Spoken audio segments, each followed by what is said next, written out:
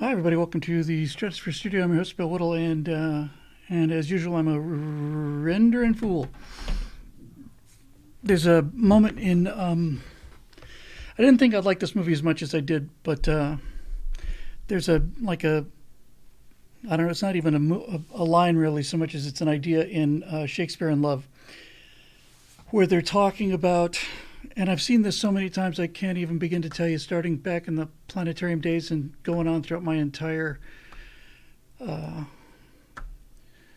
career in show business to whatever degree it is a career in show business. But one of the things that never ever amazes me, or ceases to amaze me, I should say, is that no matter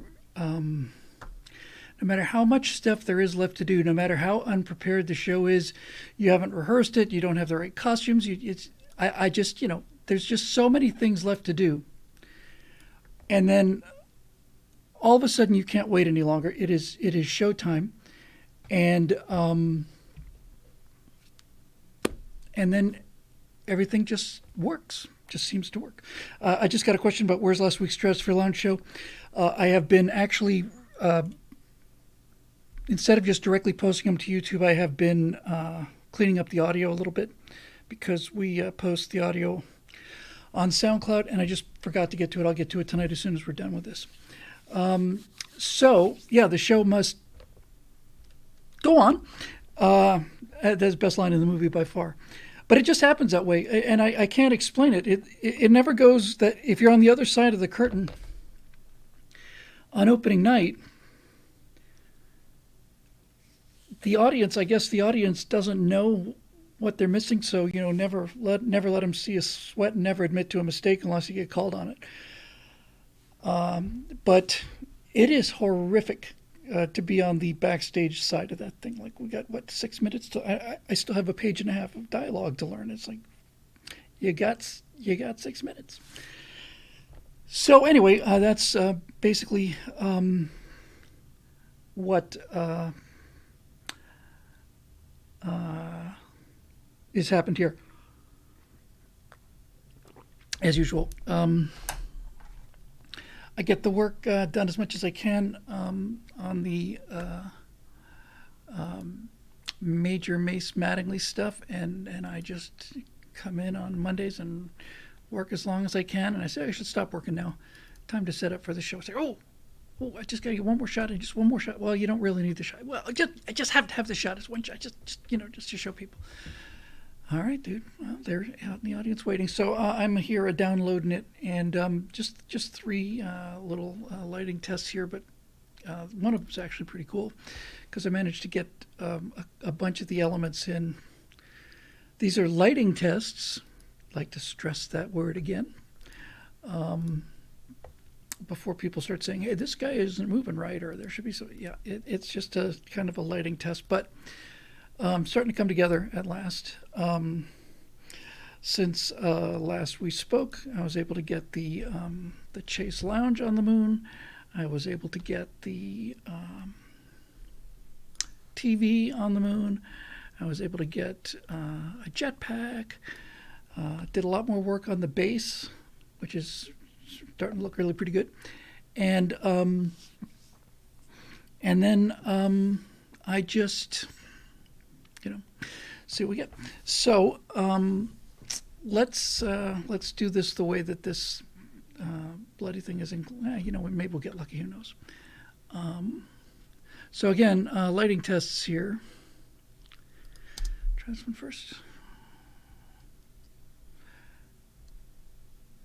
Okay, so I know everything's awkward and the footprints aren't exactly right. You just get the idea. I just wanted to see how it looked. So here's one of them. Or not. All right, fine. That's no problem. I'll just do it this way.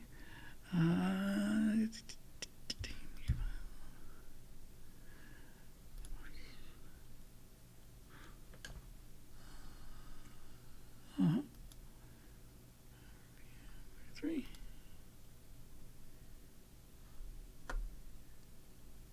Here comes the first one. I'm saving the best one for last.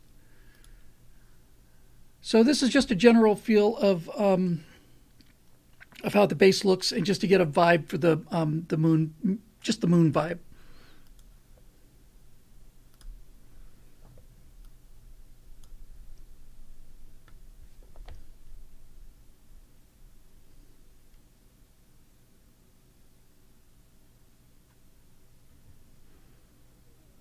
Let's watch it one more time, shall we?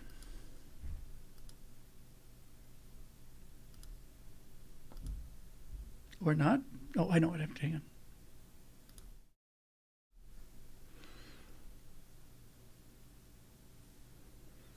Yeah, the chair's perfect. Thank you very much for finding that on Sketchfab. That was great. I'm liking the bass a lot. I'm liking all this stuff a lot, actually. So that's number one. Now let's take a look at another one, shall we? So we're just going to replace this file with. Now this one is a genuine lighting test. I want to have. I won't forget the hams. Thank you, Arateki. I want this thing to be at in a crater on the South Pole, so it's hard to be detected from Earth, which means that the light angle, has to be very low. So this is just me moving the camera around on the base, and I'm just moving the sun around in a circle just to check the potential. These would be all the various possible lighting conditions on the base. So let's have a look at this.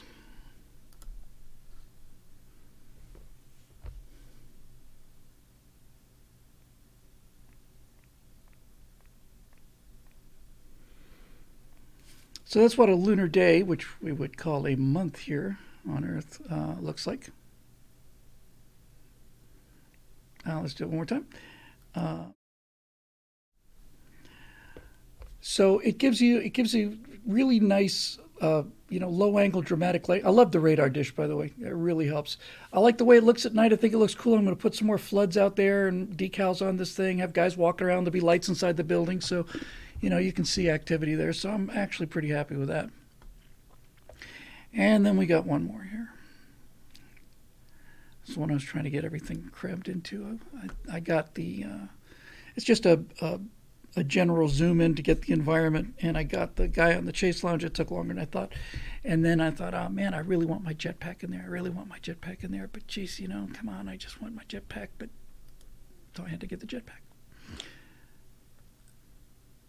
It's a V0 of the jetpack, but there is a jetpack in here. All right, ready? Here we go. All right, there we're sitting on the moon watching what's going on down on Earth, and there's Sergeant Storm there. Whoops, hey, come on, buddy, get some altitude.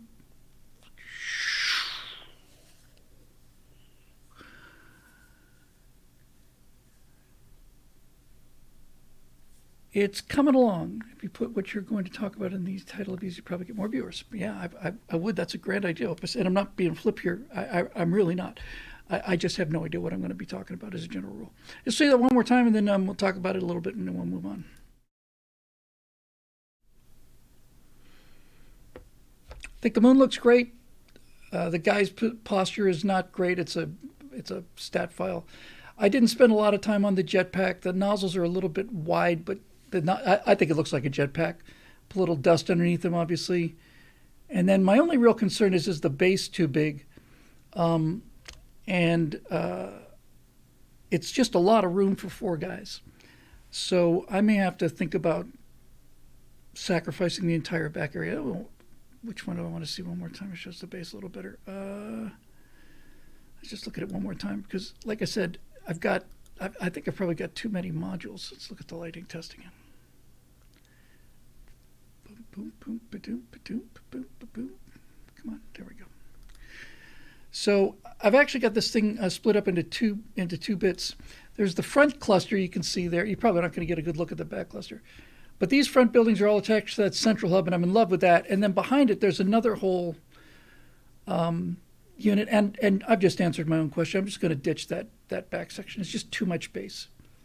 But this looks cool. Now the question is, does anybody get, one last time here, I did this, I wanted this to be subtle, but does anybody get the idea that this base is designed to look like the kind of thing that you would make a Major Mason base from. That was always my goal with this, is to have like, this is the real hardware. And then Mattel went out and made this line of went out and made this line of toys loosely based on the actual mission that they were able to get some leaks from, because it's got that hexagon side, and it's also got the girders, and it looks kind of like a toy. And one more time, so here we go. And it's raised, so I don't know. And it also had that beacon on the top, like the Major Mason space station did. I think it's actually a pretty good match. The thing on the left is an elevator, goes up and down. You got the stairs there and stuff. Yeah, I'm gonna ditch the back section. It looks like an action figure playset. Yes, it does. And here's the thing about this particular model, and what I was looking for. So there's a company out there called Kitbash 3D, I think is their name, and they basically they sell like entire environments, everything. So they'll have like a cyberpunk city, or they'll have like a Mayan temple, or that kind of thing. And you can get the thing whole assembled as a map, or hi everybody, hi speaker, how are you? And so you can get it that way, or you can get the individual pieces. Now this one is called Mission to Minerva, and it's free. It's free. They had a competition, a smart move on their part actually. They had a competition to see who could do the best Unreal 5 movie, short movie, using Mission to Minerva as their asset. And obviously everybody downloads Mission to Minerva playset, basically digital playset, and then they make their own movies. And the one that I like by far, the only one I thought actually held together, was one where the whole base had been planted on a planet and had been deserted for 25, 30 years. Looked exactly like the overgrown remote base on Avatar 2. They had the base structure and everything, but they were just weeds and plants everywhere, and stuff was kind of rusting away. And I thought it looked great because there was dust on it and dirtied it up and stuff.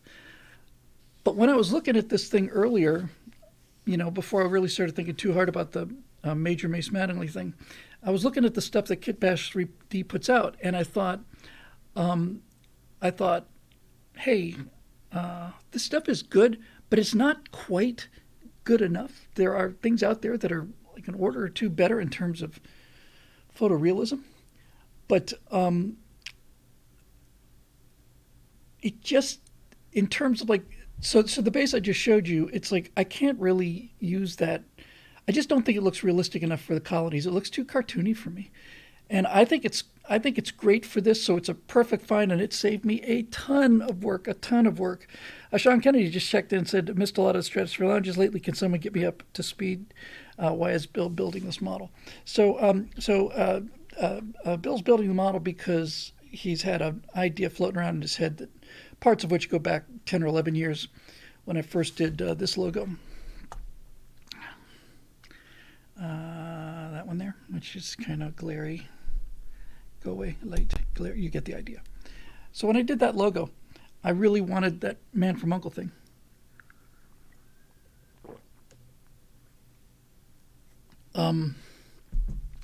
And I like the thin tie, and I did firewalls and afterburners with the thin tie for 4, 5, 6 years, something like that. And I just like that 60s look. There's something about it always appealed to me. I knew it had something to do with the Apollo program. And then the more I thought about it, the more I realized I like it because it was America at the height of its powers. Would I mind putting test renders up on the alt channel? I will do that.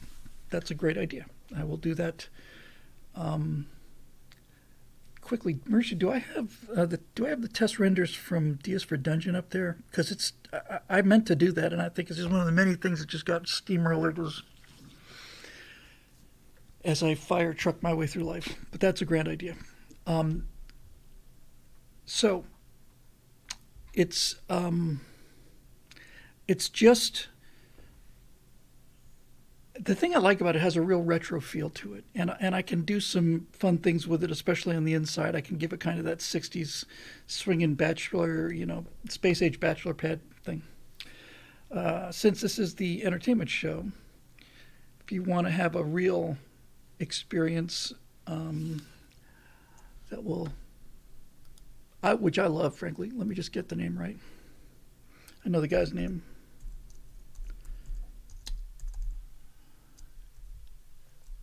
Yeah, there it is. This is a really fun album. I should actually include this. I should include this into the music rotation, which I need to redo for both of these shows. So there's a guy in the '60s, and Mexican guy of all things, and his name is or was Juan Garcia Esquivel. And he's got an electronics album out called Space Age Bachelor Pad Music. And the second I saw the title, I said, "Oh, I got to get that for my Space Age Bachelor Pad." And it is really cool. And what he does basically is he takes kind of classic songs and doesn't just make them electronic.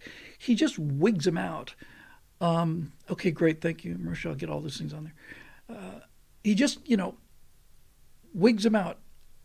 Yes, Sean, I am. I'm just working on it as fast as I can, step by step here. So he does a version of Sentimental Journey, for instance, which is just really bizarre, and it's got all these like this trumpet crashes and synthesizer stuff. I can't recommend it highly enough, actually. I know it doesn't sound very good, but it's actually a really cool little album. So that kind of thing could be playing in the background. So just to answer Sean's question, and those of you who maybe either coming in late or lost the thread, which I keep dropping. So the idea was that there was something about the 1960s look that I liked a lot. I did the Apollo series 4 years ago now. I watched it again they posted it on YouTube for only a month or two, as it turns out, Daily Wire, to promote the Cold War series. And I watched the first episode. I thought I hadn't seen it in 4 years. I just watched a couple minutes. I ended up watching the whole hour. And I just liked the tone better than anything I've ever done. It was just considerably looser and lighter. I really liked the tone. And then I saw a clip from Mad Men, which is also in that same kind of vernacular. And it's about Don Draper talking about how advertising is all about happiness and that people want to feel good. They want to listen to messages, make them feel good about themselves and where they are and stuff. And then, like a thunderbolt, all this stuff just came together. I've also had a long time love for Major Matt Mason space toys, a huge part of my growing up. And so prior to the Major Matt Mason thing, I was thinking why not do a political commentary from a 1966 astronaut's point of view, real steely-eyed missile man kind of guy. And he's stranded on the moon. This is my original conception. And he's basically watching TV that's coming down from Earth. He's stuck on the moon. He's got plenty of supplies because it's a self-sustaining base. And he's just watching things kind of go to hell. And he comments on it. And I was ready to do it, but there was just something missing, I just couldn't. There's something not quite right. I call it the click. I don't know. I know a lot of writers have this feeling. It's like, God, I got this really good idea. I've got all these things that I kind of like. I don't know. It just doesn't feel like there's something missing. And then I got the click. That was the click that put the whole thing together was actually that Don Draper thing about optimism and how advertising sells happiness, that people listen to messages that make them feel good, especially makes them feel good about what they are, who they are, and what they're doing. That just rang me like a bell. So this thing evolved from a kind of a cranky old get off my lawn, you stupid kids kind of thing, into yes, exactly. That's I don't know. I hadn't quite gotten it that way yet. Unlimited Hornet Works and YouTube says, like Mystery Science Theater 3000 of political commentary. Yes, it's not going to be just a video reaction series, but there'll be some of that. What I realized was missing from what I wanted to do was that lighthearted tone. And not only that, it's not just lighthearted tone; it's a can-do tone. And when I think about America at the height of its powers, and I think about steely-eyed missile men, I think about the fact that they just don't bitch about things no matter how bad they are. Their ship could be on fire, you know? And it's like, okay, let's work the problem. Let's work the problem. That's the term that I've heard used most often in aerospace. Let's work the problem, especially in an emergency. What's going on? Well, the engine's on fire and we appear to have no electrical system. Okay, let's work the problem. What do we do first? What do we know? Let's not make it worse. I've said this many times. Just going to say it again because it's one of my favorite stories of all time ever. A true story, apparently, back in the days of early commercial aviation, post World War II aviation, so it'd probably be early 50s, mid 50s, just before the jets for the 707 came in. And captains had been bomber pilots just a few years earlier in the war, and there was none of this cockpit resource management. It was never, gee, we're going to make a combined decision. Captain was Lord. If he wanted to leave early or late, that's up to him. So there's apparently a true story about a guy, a captain, who's flying a transatlantic mission and kind of plane my mom flew as a flight attendant, as a stewardess, a Stratocruiser, which has got 4 reciprocating engines, and they're very persnickety. And so this captain loses one engine, and the first officer starts, okay, we lost an engine, no problem, and then they lose a second engine, and they're still, now they're like, barely hanging on. Then apparently something starts to cough on the third engine, and they can't hold altitude on one engine. And the first officer, co-pilot, looks over at the captain. Says, Captain, what are we going to do? And the captain has just taken his watch off. You older people may remember before the batteries, you had to wind your watch. And the captain had taken his watch off, and he's just winding his watch. He says, what are you doing? And the captain said, son, no one ever got killed winding their watch. And I just thought, man, that is such a great thing to say. No one ever got killed winding a watch. I thought, man, what he's doing is he's calming down, and he's given himself time to breathe and examine the situation, work the problem, and make sure that the first thing that he does doesn't make things worse. So that's what was missing. So then I combined that with my love for Major Matt Mason, and I decided that I was going to put 4 guys on the moon. They were going to be in a white, a red, yellow, and a blue jumpsuit, just like Major Matt Mason. I couldn't call it Major Matt Mason because that's copyrighted, obviously, and I had to be careful about that. And I was trying to think of a name for it, and Eric Blake just pounded it. He came up with Blood Red as a great title, I thought, for the Empire of Terror series, which they didn't go with, but he suggested, I think it was Eric, I'm virtually positive it was Eric, who said, how about Major Mace Mattingly? And I thought, there you go. Perfect. Major Mace Mattingly. And the last men on the moon. Men. So that's what the series is. It's going to be four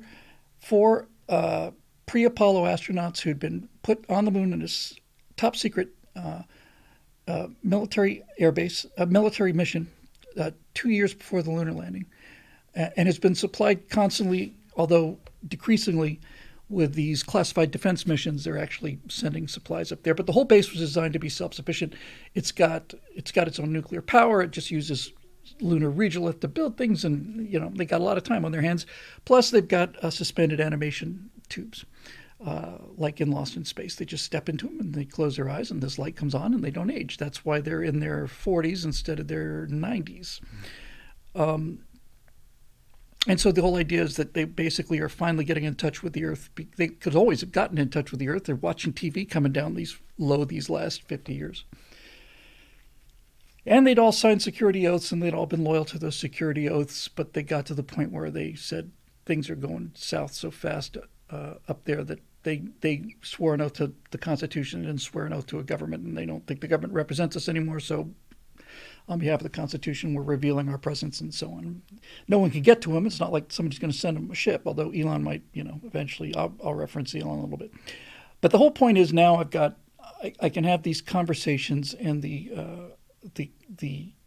elevator pitch line is these 2 guys are sitting on the moon watching TV, and one guy's adjusting the antennas, and they're both drinking Ham's beer through these kind of, space tubes that allow them to drink beer on a straw in their helmet.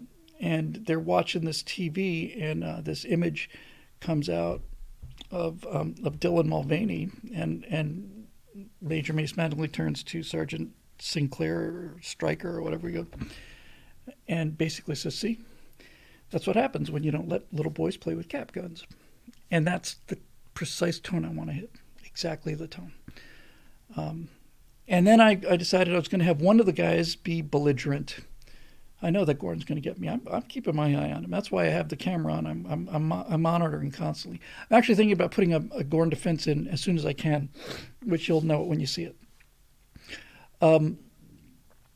So that's the tone. And I am actually finding myself guilty of wanting to get everything built before I go, and that's just nuts before I launch. I mean, the first thing I need is two guys in a chase lounge on the moon watching TV. Is it Copy Chanel says as light as Get Smart on the moon or not that much camp? You know, I wouldn't call it camp. I would call it, by modern standards, an abundance of enthusiasm and yeah, it's Batman. It's Batman with the dial set to 3, maybe, maybe 3 or 4. Good afternoon, citizens, that kind of thing. It's bigger, a little bit bigger than real life, but it's definitely not played. That aspect of it's not. I'm not commenting on the astronauts. On the contrary, these are the guys you want your kids to be. Bart Stretchers, how are these 4 guys in their base not discovered by the Lunar Reconnaissance Orbiter? Well, the Lunar Reconnaissance Orbiter, in order to image the the Apollo sites, in its normal orbit, it saw the LEM as essentially a small pixelated shadow, 3, 4, 5 pixels wide or something. And they were looking specifically for them, for the Apollos. They knew exactly where to look. And obviously the space is considerably bigger than the lunar module, but I don't know what the LRO's orbit is. I don't know if it's in a polar orbit. I suspect it must be. But the reason I wanted to put them in the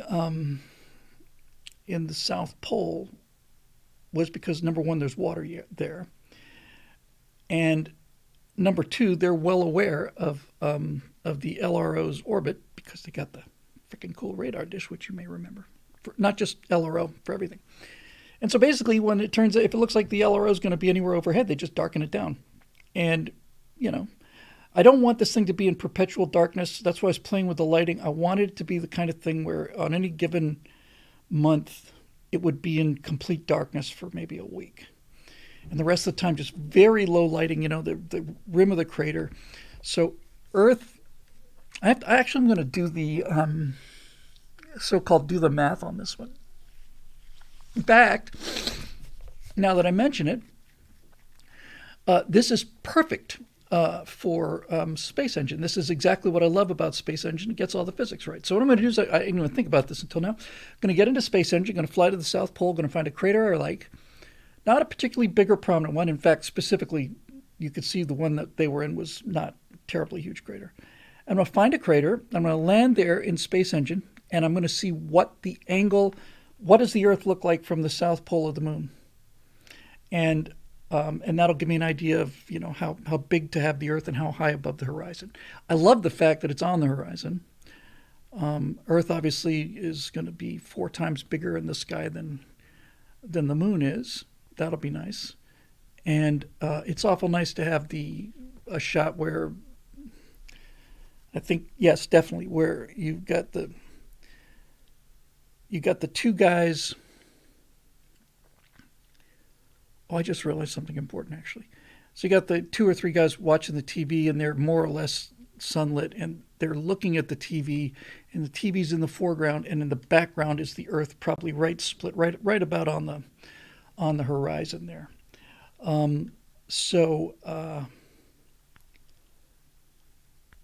That's just a great image because the image is coming from the Earth to the TV set. You just straight line to it. It makes a lot of sense. Now, look, obviously, you can't take this. You can't take this too far. you really do have to go with the genius of Boomhauer and Space Says Marisha. I missed a super chat. Sorry, hang on a second. Let me just get that before I forget. From a Sacred Order to Knightly Valor. Have you thought of self-publishing the colonies as novels on Kindle to build a fan base and give you something to shill, raise money for the project? I have thought about it. You've mentioned it, and a number of other people I think have mentioned it. I know GK has mentioned it several times. And right now, the amount of time it would take to do that would be better served on getting a visual demo, which is what I've been working on for quite a while now. Is getting here's a sizzle reel, because obviously the story is going to be important. But if you're it is, after all, it's going to be a TV series, and so I kind of want to get that thing up and rolling first. Actually, then somebody else could serialize it if they want to.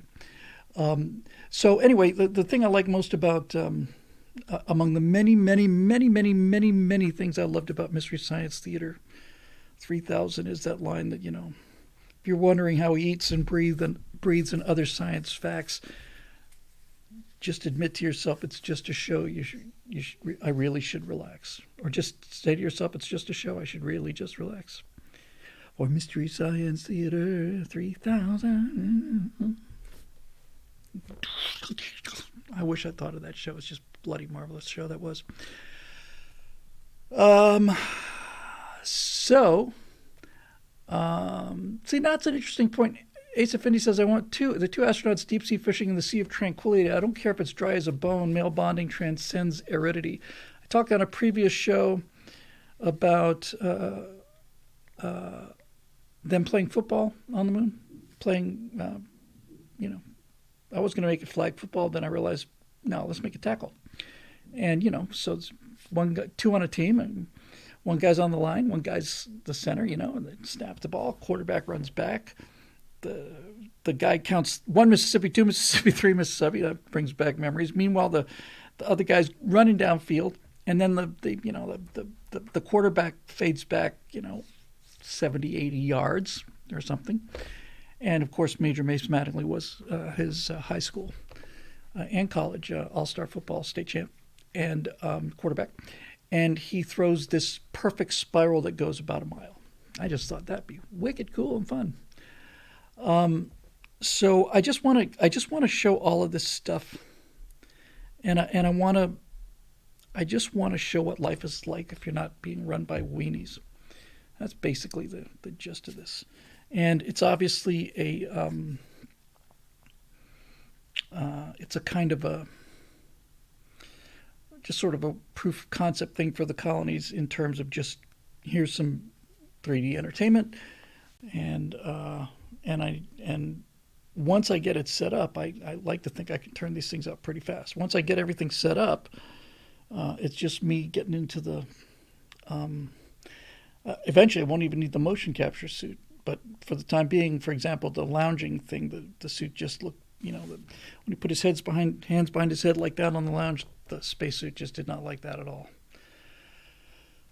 But I can get the first one done. See, this is why I get too carried away with building all this stuff. I mean, really, for the first teaser episode, all I need is the chase lounge, which I have. I've got the 2 astronauts. I've got 4 of them. I've got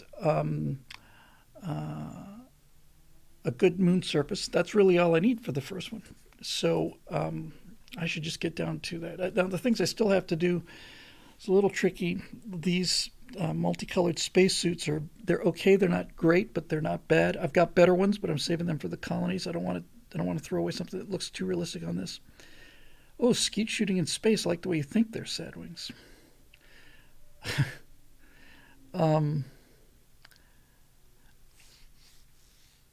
But those models, this is hard to explain. The spacesuit models don't have the helmet as a separate object.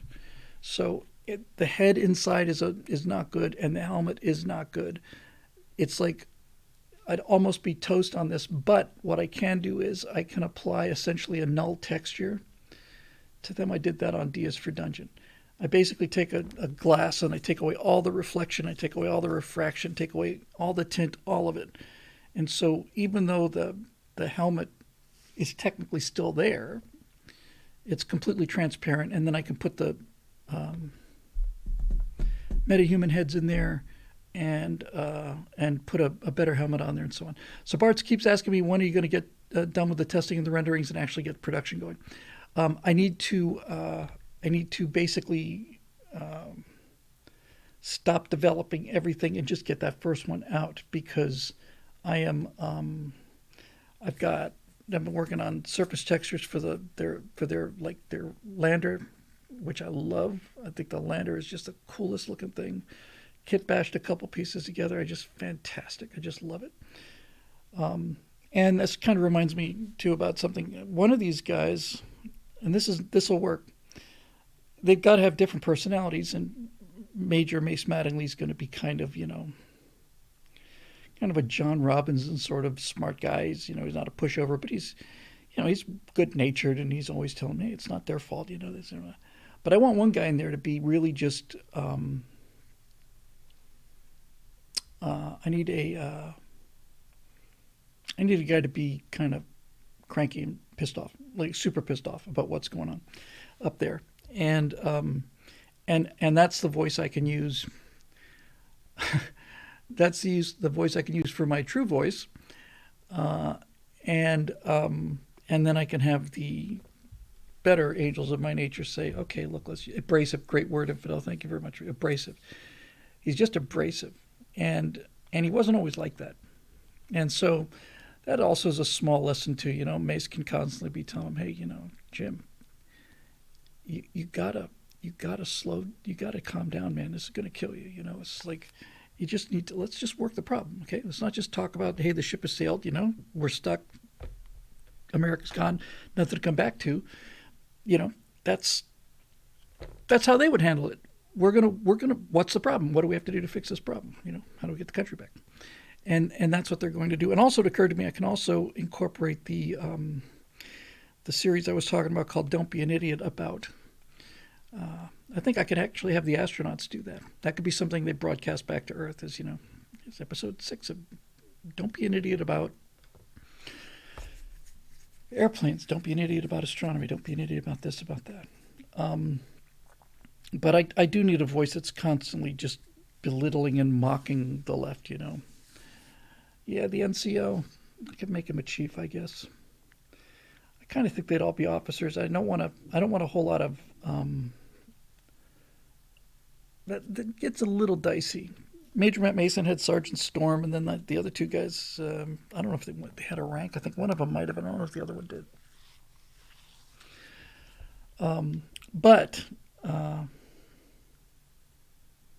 Yeah, one guy's he's just not having it. He's just plain pissed off. And they're all concerned, but one guy's just, pissed off. Unlimited Hornet Works says, don't be an idiot about airplanes. The F-18 is the greatest fighter jet of all time. That works out well for a guy with Unlimited Hornet Works as a name. Yeah, I wish I could get the Superbug into DCS though, man. I'm just tired of, flying with radars that are, from the 70s and 80s, and you get the idea. How do they shave, get haircuts to keep from looking like hippies? They do it the way they always did it.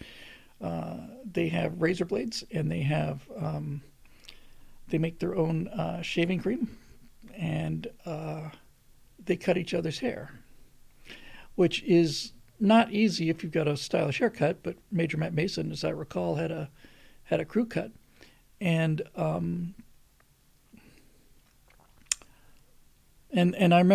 clearly remember that watching when I was a real young kid. I remember watching the undersea world of Jacques Cousteau, and you've got all these French divers on the Calypso, and they're all in their Speedos and stuff, and,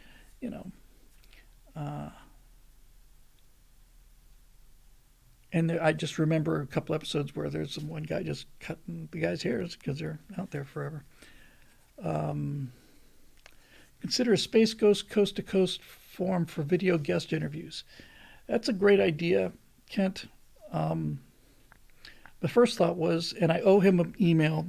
We exchanged emails, and I asked him if he if he knew anything about Major Matt Mason. I asked Doomcock this, and he said, "Well, I've got 3 of them on my shelf here. I'm playing with one of them right now." I thought, well, of course he does. So it would be fun to do interviews like that, and I'm trying to think about how it would work. And the way it would work is, I would be able to record the interview live. There'd be a big frickin' one of these in the way. And by the way, all right, give me a ball, coach. This is my closest I come to football.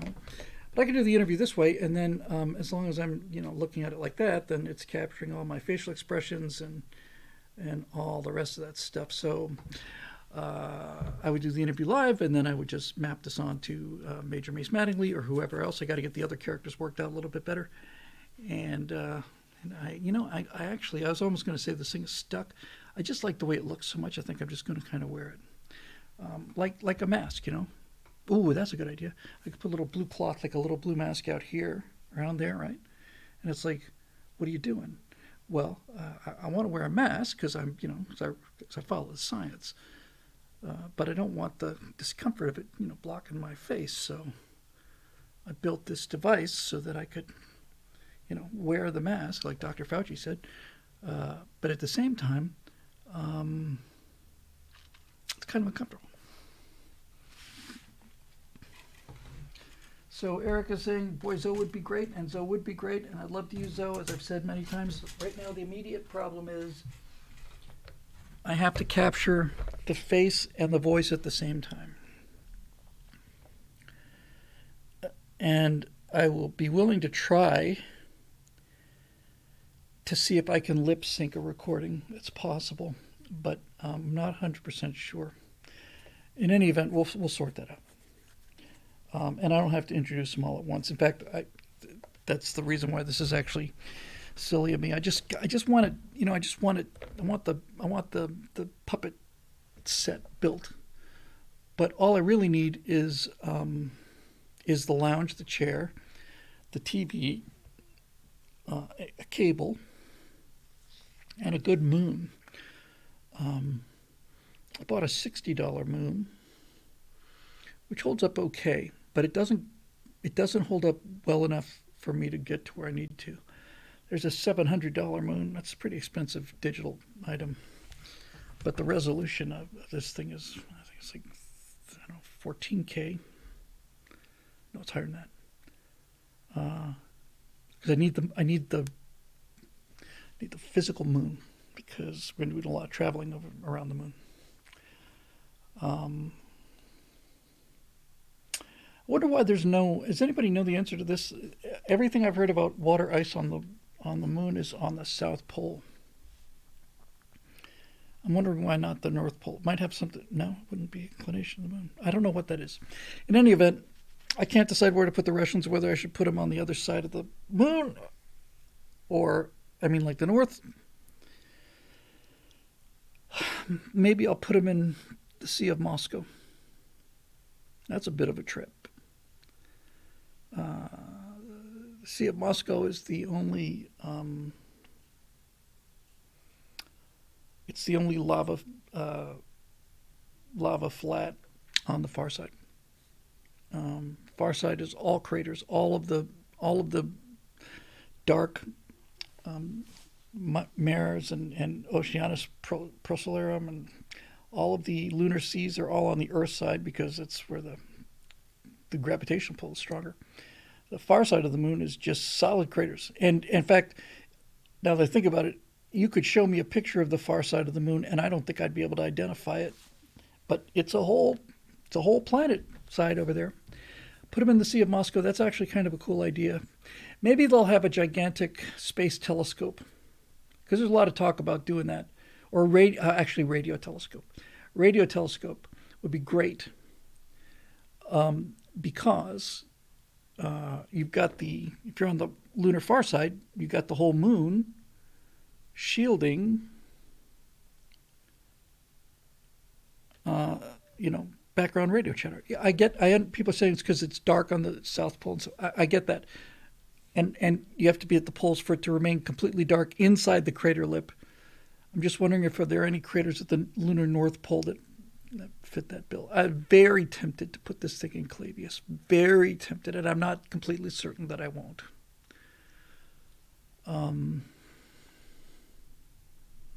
Very, very, very, very, very, very tempted to put it in Clavius. So Clavius is the largest lunar crater. It's not particularly obvious when you look at the moon. The moon, if you look at the moon through a small telescope, especially as you approach full moon, Tycho is the crater that is just phenomenal, which is why in 2001, it's the TMA1 is the Tycho magnetic anomaly. Because Tycho is just like a spider. It's a recent crater, and it put ejecta that goes almost all the way around the moon. Certainly up to the, not around the moon, but to the horizon. These beautiful rays coming out of Tycho. It's very dramatic. Copernicus is an interesting crater because it's just these terraced, huge thing, hundreds of miles across, terraced and so on. And Kent Nevergall says, hey, why not? It's your toy. Have fun, or it'll turn into a chore. Make it Clavius. I will make it Clavius. This is the thing that it's just, I think the correct term for this. Steve Whoop says Clavin was the first to visit Clavius. He would be a great guest. Well, that's the Clavius choice, I guess. Clavius.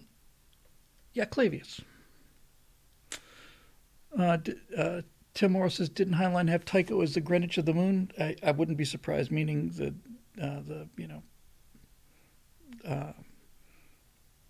Zulu time. It's the opposite of the international dateline. We all tell time by GMT, Greenwich Mean Time, and that's a little brass. There's a little brass rail. It's about that wide, I want to say. And it runs down the Royal Observatory in Greenwich, England, and that line is the zero line of longitude, and that's what happens when you happen to be the current Empire de jour. Clavius. Why didn't I think of Clavius? Clavius is awesome. What I'll do is I'll take a good close look at Clavius, and LRO has pictures. Lunar Reconnaissance Orbiter has pictures of the inside of Tycho that have got such good resolution you can see like boulders piled up. It's phenomenal. And but this conceit is that stuff leaks. That no matter how hard they try to keep this mission a secret, stuff leaks. Mattel wanted a space toy, and they'd heard some rumors, and some guy read him into the program limited, and said, look, well, we can tell you that this and this, so you need to sign these, you have to sign all of these, not just non-disclosure agreements, but, national security oaths, and we'll let you make 4 toy astronauts just to kind of throw people off the trail, that kind of thing. You can all do all that backstory later. And Anthony says they should be arguing with the Chinese wherever they are. The Chinese aren't on the moon yet. I'm going to put the Soviets on the moon. And that way I can have our guys watching. I actually love this image too. Apparently there is water in Clavius. Marusha Dark, who's the research, does the watches with 2 eyes and 1 hand and just researches with the other. So one of the things, I don't want to leave YouTube, hang on. One of the things, wait a minute, no. Yes, I do. Do I? Where does that come from? Hang on, sorry. Came from the comment section of YouTube. All right, I'll tell you what, I'm just going to copy this, hang on.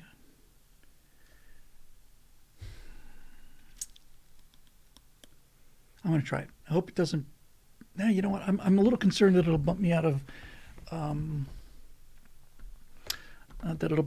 the chat. So here's what I'll do.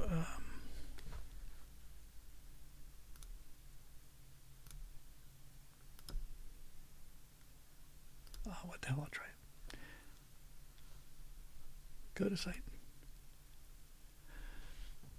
The water was detected in Clavius crater.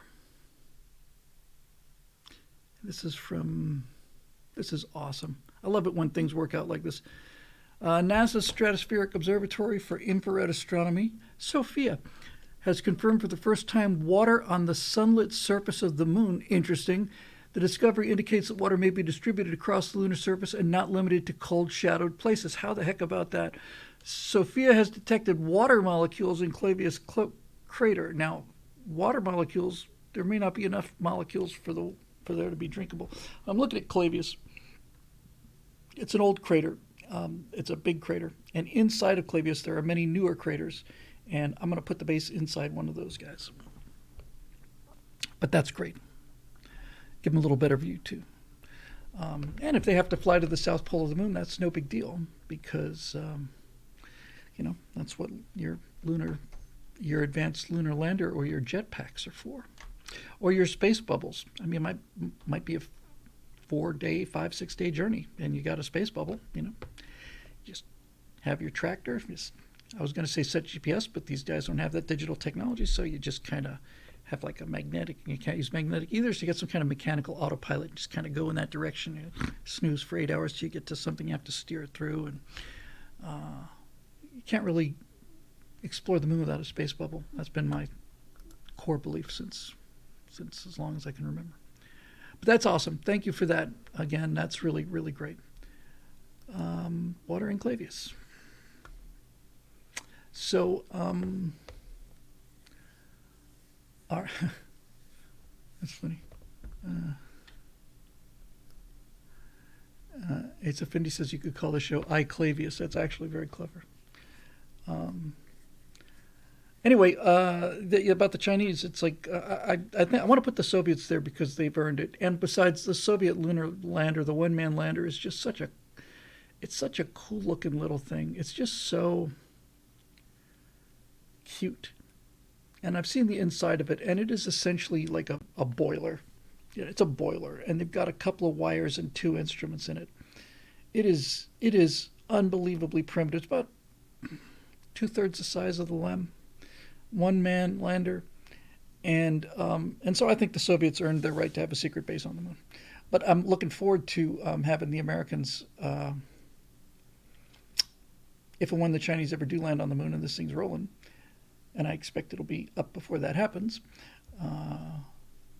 That'd be just awesome to have get the really, really accurate 3D model of the Chinese land or whatever it looks like when it finally gets there, if it finally gets there, and just recreate the Chinese landing, and then just have a couple of all 4 guys probably. They're either probably they should be hovering on their jetpacks, just out of sight, got their binoculars up there, Yeah, look at that. Yeah, he's got it definitely.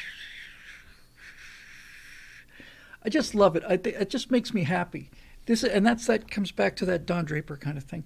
It makes me happy to think about there being American astronauts watching the first Chinese landing on the moon with binoculars from their frickin', nuclear-powered frickin' lunar rover, which will take them back to their nuclear-powered moon base and all the rest of that stuff. John Pershing, Bill, do you have a motive why the U.S. and USSR both did top-secret moon base missions that couldn't be public? Well, certainly for the Soviets, theirs had to succeed. I'm thinking I'll put the Soviet base on the moon after the Americans land, because if they had landed ahead of Neil Armstrong, they would have announced it. So their base is probably going to go up there around 74, 75, something like that. And I think the backstory for Major Mace Mattingly and the last men on the moon would be that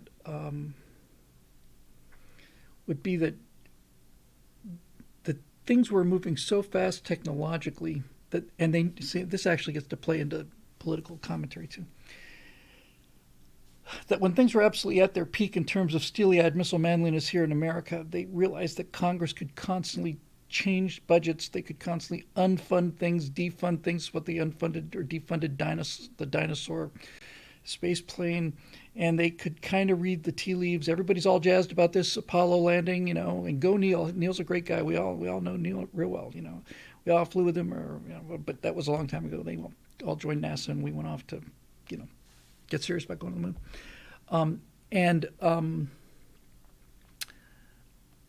and and so what happened was there was this gigantic military procurement that went into like a private. I'm doing this as we speak here, but if there was a gigantic military procurement and it went into a private company that managed the money well and capably, so that it was basically doing the missions off of the interest, you know what I mean? Something along those lines. And the reason they went now is because, look, right now, everything's going our way.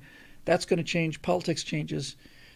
They could say, like, if you want to tell the backstory, in 1965, 66, they're saying, yeah, we'll be on the moon by the end of the decade, no question about it. But, we might fly 20, 30 missions.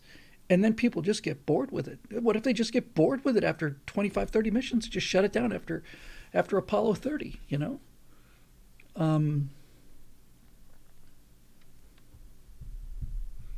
It's got a nice ring to it because we had 18, 19, and 20, and those, by the way, those three missions were just unbelievable. I mean, 17 was the last mission we flew. It accomplished more science, I think, than all the other previous missions combined. But 18, 19, and 20, one of those was going to Copernicus, was going to land inside that enormous Terrace crater. Yeah, I didn't know that. Airtechie says that Tom Clancy used that funding system as a plot device. Well, then that means that Tom Clancy is a freaking genius, is what it means. All right, let's do some questions, why don't we? There's a novel thought. We actually got through them all last time, and I could finally look at the comments section on my own website and not, cower and shame and fear. Fourth time asking, it's like, it's no good. So let's see what we got here.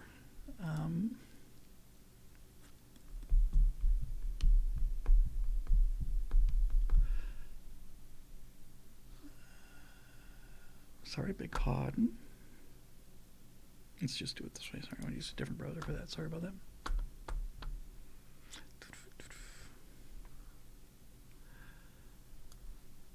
I noticed back in the world of reality here on planet Earth, I think it was last night. I went home last night and I listened to about 10 minutes of a 45-minute thing that JT did on Odin's Men. I think it was called a deep look at what is his name?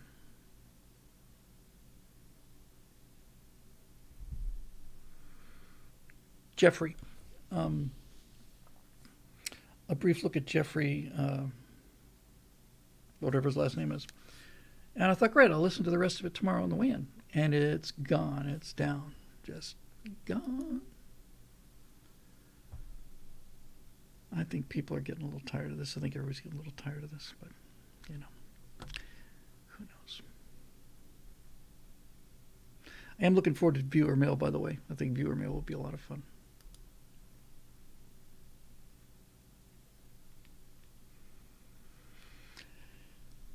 Questions and more. And thanks again for the wonderful work the curators are doing on this thing. I can't tell you how much I appreciate it. I genuinely mean it. Every time I go here, it's like, thank you for taking care of this. Henry and Marusha and GK and all the rest of you. All right, let's go. Henry Lumley, it's good. Always a pleasure. Hey, Bill, did you see the latest news from Boeing's Starliner? The upcoming crewed flight has been postponed indefinitely. What? Oh, thank God I'm sitting down. I actually could feel I was starting to. I got the vapors there for a while.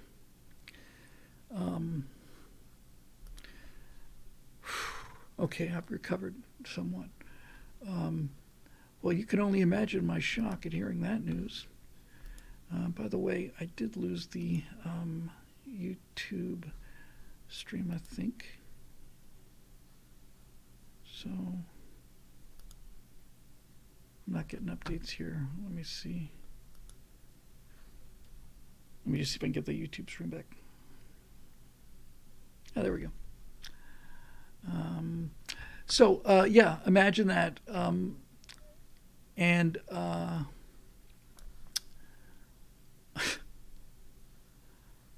you know, that's that. Oh, here we go. We got it back. Okay. That's that wacky, nutty, you know, spunky little startup called Boeing. They can't build it. Really, no. YouTube was working fine. I just wasn't getting updates on the on my end here.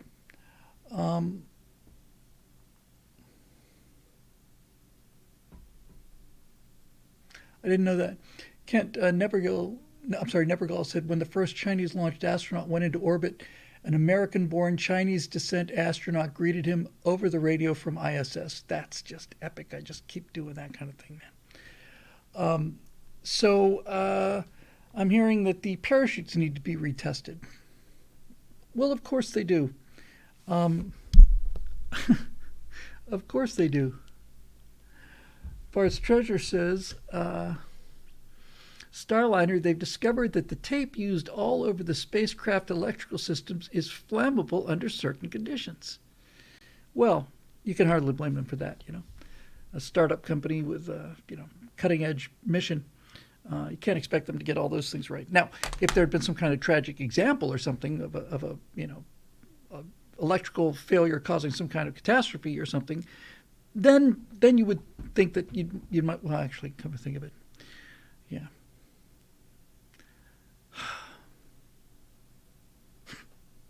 Good. Actually, I'm very glad. And by the way, Tom Bombadil says, well, the entire rocket is flammable under certain conditions.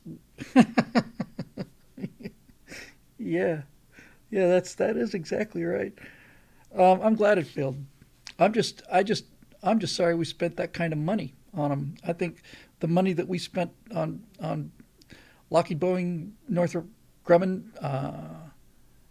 if you'd put that into prize money or divvied that up among 5 or 6 companies, you'd have 6 ways to get to the moon by now. Starliner, yes. If one parachute fails, the cords can rip on the other 2, meaning no redundancy.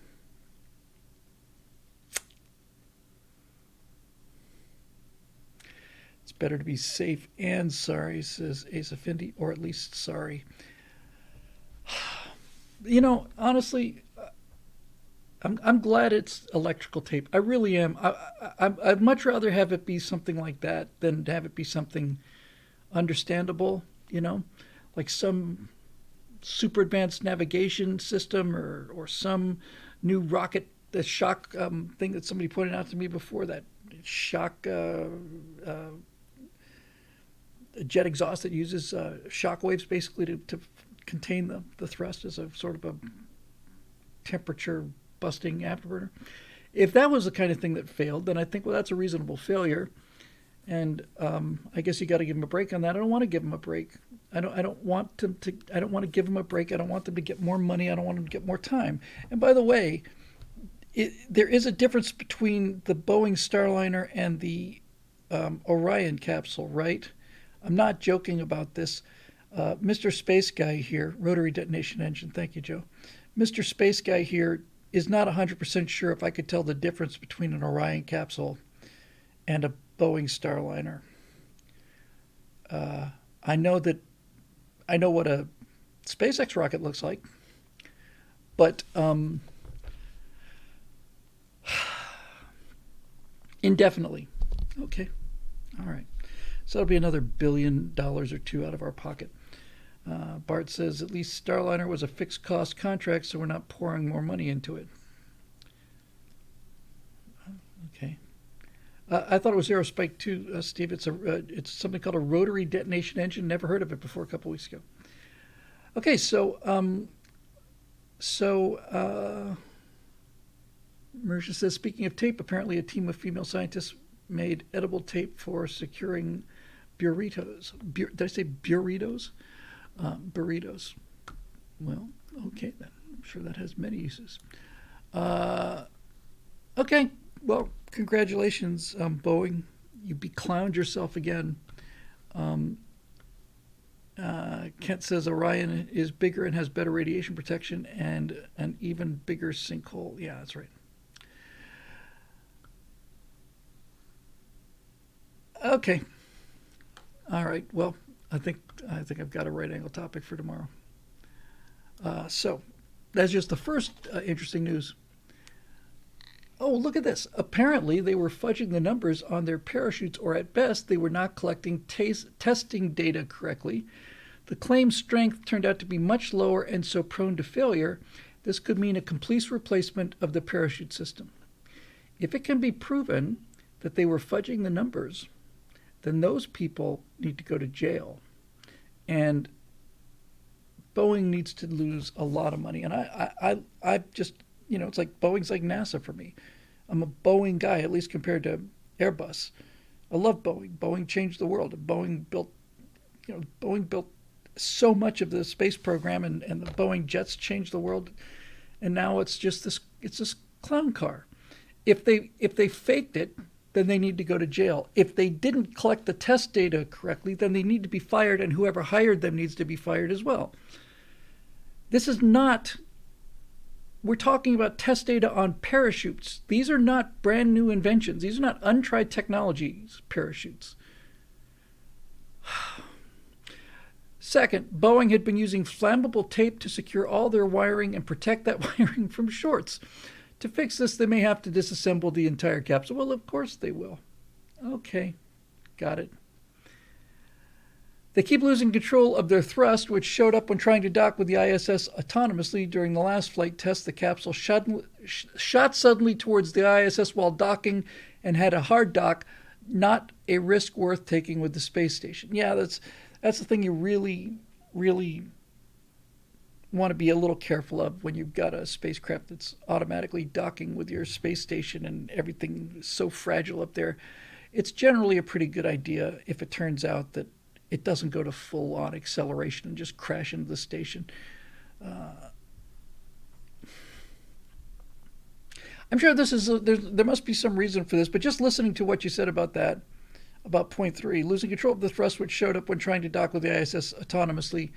During the last flight test, the capsule shot suddenly forward, blah, blah, blah. I'm thinking I would write some software code that would basically say something to the effect of,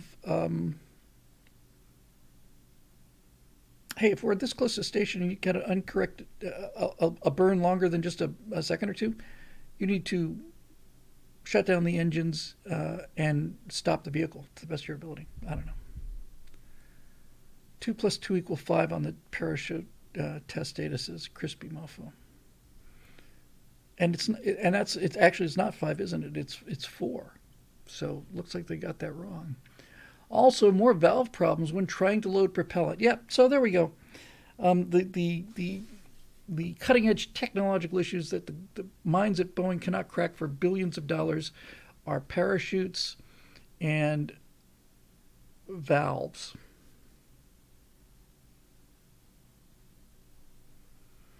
This is the kind of thing that these guys should be commenting on. The second I heard that story, just write it.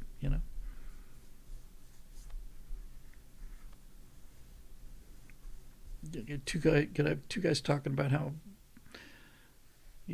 sad this is, while Mr. Irascible cranky guy is out there basically saying, oh no, you got to get valves right.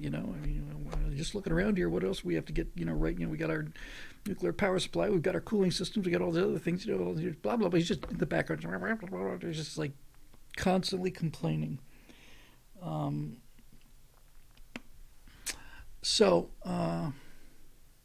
Okay, great. Also, it's now considered a slow week when there is only one SpaceX launch. They're usually up to 3 a week now. That's just, of all the things that SpaceX has done, of all of the things he's done, it's the operational tempo that's the most impressive to me, by far.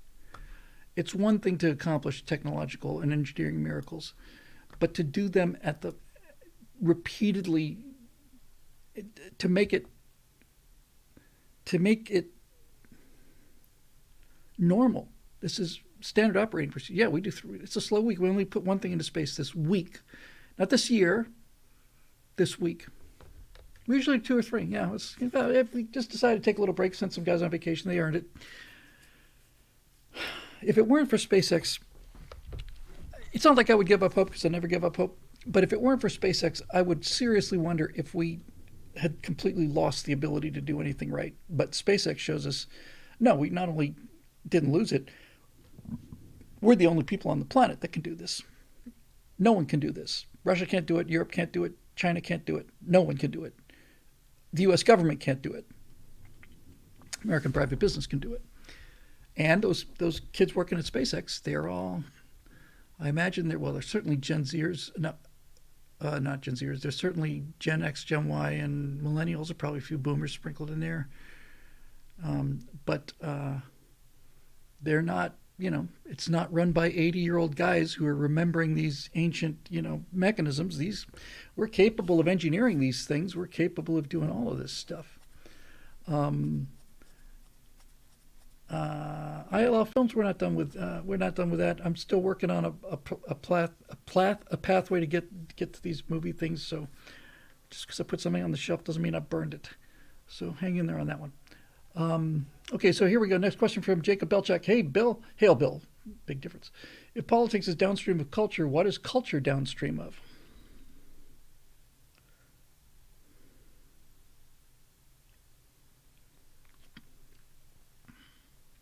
Morality, I would say. Yeah, I'd go with morality. Philosophy to some degree, but mostly morality. I'm beginning to see some shifts in people suggesting the necessity of common moral. I didn't read the second paragraph. I swear to God I didn't read it. I just took a guess. I'm beginning to see some shifts in people suggesting the necessity of common moral teaching, since we've tried the whole do what thou wilt thing for a while and it's proving to be a disaster. The founders believed that the Constitution was suited only for a populace that was educated, moral, and, as I recall, religious. Your suggested Don't Be an Idiot series has potential for the education component of this problem, but I'm not sure if it addresses the moral component. An educated populace is still capable of great evil, so how do we culturally address the morality problem? Well, I'm going to just give you a flip answer, and it's an important answer, Jacob. It's not a trivial answer. First thing comes to my mind is, if I do the don't be an idiot things with these astronauts, and that's the intellectual argument, then the moral and spiritual argument is they're getting it from 4 straight white males. That alone is revolutionary, although one of them is black. They're getting it from 3 straight males. They're mansplaining things like Bernoulli's principle. And I've never heard anybody accuse me of mansplaining before. I'm sure I do it all the time. But I'm actually at the point where I've heard that term so many times and I've actually got a prepared answer. I think if I ever run into a feminist who says, I don't need you mansplaining this, I think my response will be, well, if you weren't so goddamn stupid and were capable of learning something, I wouldn't have to mansplain anything at all. You would know it by now. This is not hard. If you could just learn something, we wouldn't have to mansplain things to you all the time, you frickin' idiot.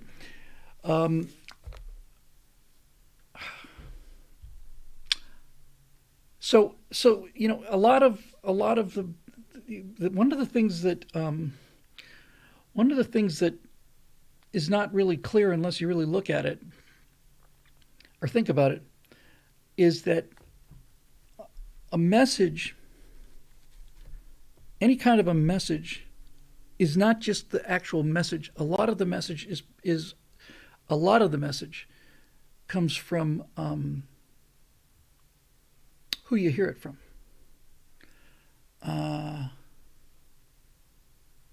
David Booty says, I'm going to keep mansplaining until you at long last you comprehend the truth. Or you remember what I'm talking about. Or you remember what we've been trying to mansplain to you. We were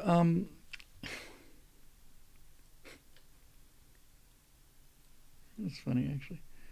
said when he says we wouldn't have to mansplain so much if we weren't so woman-interrupted all the time. Clever. Well, that response didn't invoke the moral or religious part. Okay. Look, if you can't. These kind of things have to be done, not just in this particular case, although certainly in this case, in terms of how cynical and how fast it is to change channels in this society. That's a real problem to deal with. I mean, if we were talking about a network TV show on Sunday night at 8 o'clock where I had people, then I wouldn't have to be so careful, which is actually good that I don't have that luxury, because you got to be more clever when you don't have a chance to control the audience like that. So you cannot reason morality into people. I really believe this. You can't reason morality into them. You can't lecture morality into them. You can't convince them of morality. You can't talk them into it, basically. I really don't think that's possible from my experience. I think the only way to get people to develop some sense of morality is to show them. I don't know if Phil Trick is here tonight. He usually is. It's getting late. I haven't seen his name yet. Phil, you around? Just on an off chance that he's watching, because I'd hate to anecdote him without his permission. So where the message comes from is really, really important. Has anybody seen him? Is he watching? Phil and Bobby? Bobby and Phil? Phil, where is Phil? Paging Phil. It'd be a shame if he wasn't here live, because this is actually a story I need to tell about, telling Natasha about this the other night. And she said, my God, you got to share that with everybody. Well, if he's not watching now, I will send him an email and get him, Phil Trick, get him to watch this episode. Okay, that's a shame. Anyway, here it comes. So here's how I learned morality about things. I was a good egg, but like everybody else, I was starting to fall into disrepair. And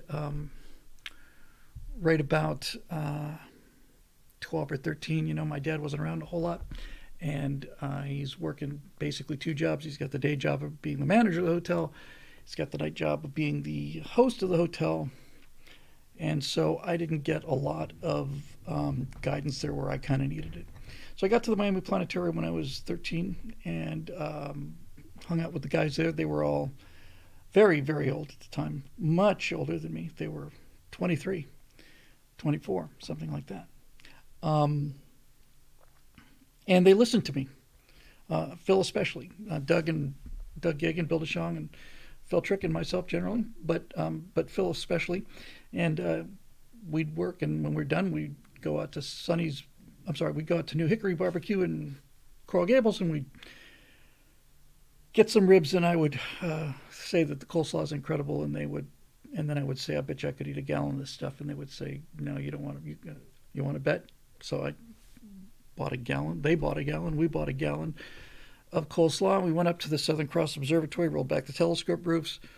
They had a gallon of coleslaw, and they had a little plastic cup or bowl or something, and they made a little sign around my neck, and it said bowl number 1.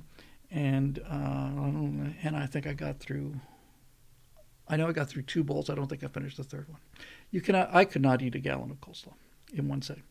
Anyway, so those were the times, and Phil was always just there, just solid. Doug was always more of a joker, I would say I wanted to go someplace for dinner or something, and he would say, my nickname at the time was Termite, buck teeth, big buck teeth. He said, all right, Termite, you want to go to Old Hickory this time? Okay, we'll go, but first you got to do somersaults. Got to do somersaults down the, not flips, just like little baby, just somersault your way around the ambulatory, around the outside of the dome. So I did. Anyway, the message can be very, very simple. It all depends on who gives it to you and how you get it. So I'm really sorry Phil's not here to hear this live, but he'll get it on the recording. So this is burned into my memory. I'm sure there were dozens of examples of this, but this is the one I keep thinking about. We were driving to dinner, I think. I was being driven to dinner. And you got to understand, it was 1973 or 4, so things were a little different back then. But I had something I was munching on, or something like I don't know, it's like a Tootsie Roll wrapper or something like that. We're just driving along, just chucked it out the window, as one was wont to do in those days. Um, and and I just, go on it, and just Phil looks over to me and says, "Why'd you do that? Why'd I do what? You know what? Why'd you throw that wrapper out the window?" "Oh no." "You don't know?" "Oh no." "Well, you know it's wrong, right? I mean, you know you're not supposed to do that, don't you?" "Yeah, yeah." "But then, if you knew it's wrong, why'd you do it?" "Oh no." I did not like being in that situation. I was extremely uncomfortable. I did not like the fact that somebody had pointed out something to me that was obvious. But I didn't do it defiantly. I just didn't think about it. But I should have thought about it. And and the genius of that approach was there's no arguing about it. He just simply and no lecturing either. He just asked me a question. "Why is it that you did something you knew to be wrong? I'm kind of curious." And I thought, I have no excuse for this, and so I wasn't going to make any. That's at least I deserve credit for that. I think I didn't try to. Oh, nobody's going to care. None of that. It's like, I don't know. Well, are you going to do it again? No, and I never have, and that was 50 years ago. So it's that simple thing. I did not want to disappoint Philtrick. I did not want to disappoint myself. I didn't want to, and I certainly did not want to be in that situation again. No yelling, calm as can be, absolutely calm. And Layla Schmidt points out, that's good to see, a new name there. Hey, Layla. He said he got you to think for yourself instead of telling you what to think. Exactly. He didn't lecture me. He didn't say, "Hey, what do you don't do that." He knew I knew, and that's how I never forgot it. I never forgot it, and not only never forgot it in terms of candy wrappers, I never forgot it in terms of anything else. I'm not going to tell you that I've done the right thing every single time since then, but every single time since then, I have asked myself that question in terms of, is this the right thing to do or not? And most of the time, I do the right thing. And well, Asa Findi says, legend has it that the Tootsie Roll wrapper is still out there wreaking havoc across the countryside.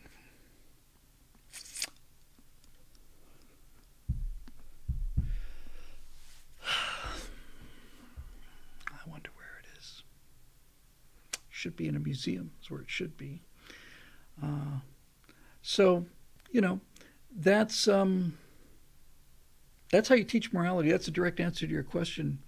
Um, you know, Jacob, is you have to have somebody you respect. Now, as I've mentioned 100 times, this studio, which I've been in for 10 years now, to my utter amazement, or almost 10 years, is a Star Trek museum. Because when I moved into this place in 2014, I had enough money to decorate it and paint it. I painted it orange and blue because I like orange and blue, having gone to the University of Florida.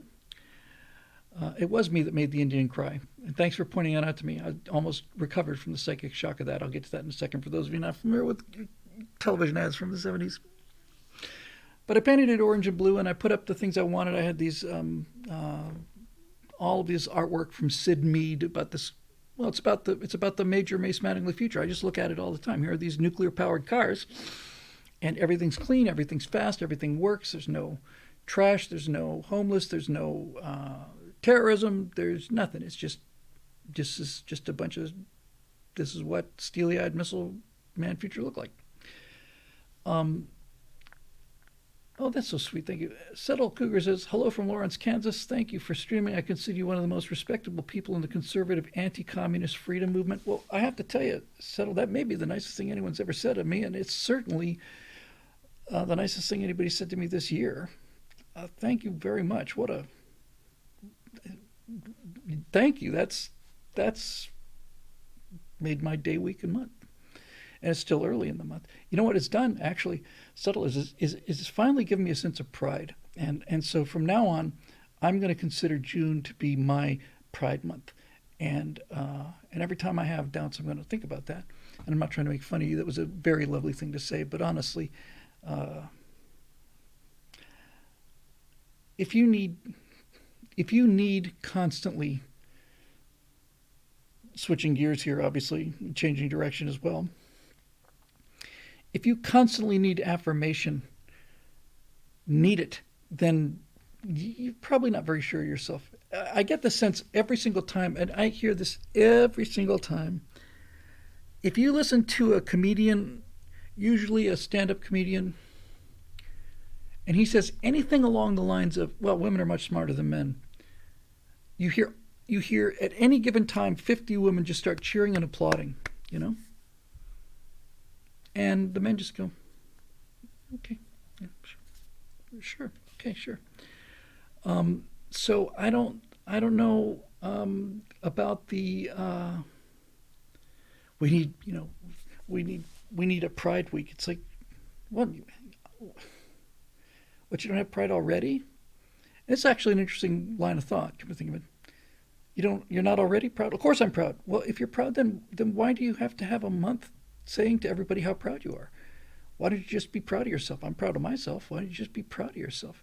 Because this kind of feels like all these Pride months and this month and that month kind of feels like sort of a, let me sit down and tell you how awesome I am. And I just don't really care, congratulations.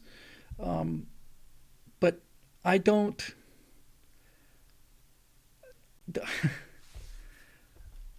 where was it? It was on the Cold War shoot. I make a major effort to be the best person that people work with. Whenever I go on a shoot, especially as so-called talent, I try very, very, very, very hard. And it's easy for me because I like the people I work with.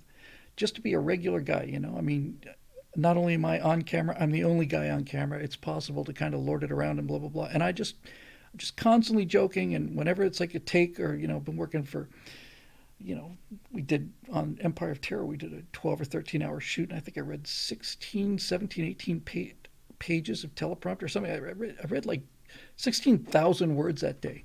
And I was really tired. I was sitting on an apple crate behind the LED wall there. And so, you're ready, Bill? Absolutely, let's go. And managed to get my energy back. But anyway, the only time I've ever snapped at somebody, it wasn't much of a snap, but it was the only time I ever just, whoa, where'd that come from?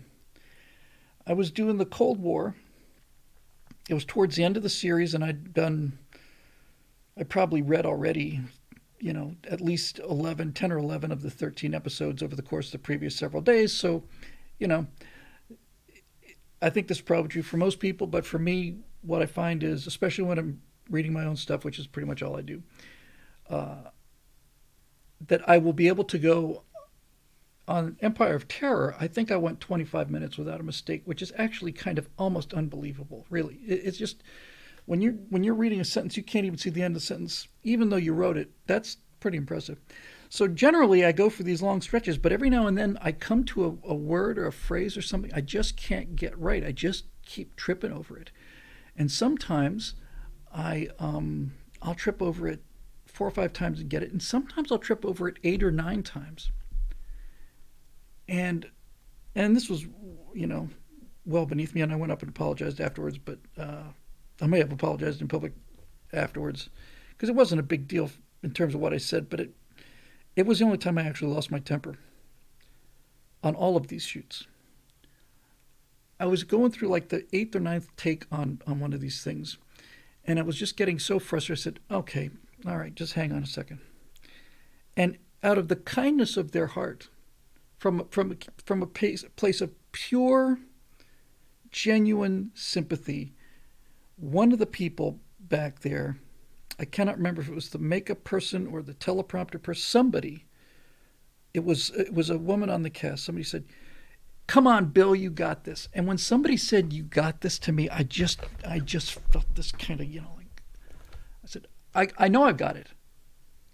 I don't need to be told I've got it. I know I've got it. I'm just working on it. Thank you. You know, you've got this. It's like I don't need encouragement, in terms of like, oh, gee, because I wasn't panicked and I wasn't done either. I wasn't like, oh, what am I going to do? My God, I can't possibly. No, I just keep tripping over this. I know I've got it. Thank you. I've got it. Yes. And it was beneath me and it was just, and I was tired and all the rest of it. But I just did, there you go, Infidel 42. I don't need a cheerleader. I don't need somebody giving me a big hug, and I don't need to take a break, and I don't need to go to a safe space, and I don't need, I don't need any of that stuff. It's like I just screwed up the line 9 times. I'm going to try it 10 times, and if I screw it up 20 times, I'm just going to keep doing it till I get it right. And it just, there was something about that, just really, really, I don't know. It was like somebody hit my knee with a rubber hammer. And I went up to them after and said, look, I'm really sorry about that, And I said it publicly too, I'm sure. But in private, I went up and said, I just hear this all the time from people, and I'm just not built that way, I just believe, it's, my generation was supposed to solve our own problems, and I wasn't out of hope or energy. I was just resetting the tape, rewinding the tape, trying again. But anyway, it was just a knee-jerk reaction. I'm very sorry. I didn't mean to snap back at you, but it did. It actually made me angry. Come on, Bill, you got this. Like, yeah, I know I've got it. Yeah, thank you. But this is what this whole Pride Week thing is. And by the way, of all the things that are so reprehensible about this new so-called Star Trek is that Discovery and Picard, and I haven't seen a single episode of this, not even anything. Only thing I've ever seen of Discovery, Picard, or Strange New Worlds is on a minute or 2 minute long clip on YouTube. But I remember several times on Discovery where somebody, like the helmsman has got like a problem. Like, we have to find our way to navigate through this. And the navigator leans over and says, come on, you got this. It's like, I'm a freaking professional, I'm speaking about the helmsman now, not a on camera, curmudgeon. Thank you. Well, go back to your navigation screen. I know, I don't, you can do it, you can do it. I know I can do it. That's why I'm here. It's my job. If I need help, I'll ask for it. I genuinely will. I've never been shy about asking for help. If I need help, I'll do it. I needed help on. I remember when I was. I directed right after college. I directed it's like a 12 or 13 minute long. It was It was a commercial video, not a TV commercial. We got hired by an interior decorator who wanted a demo reel of her work.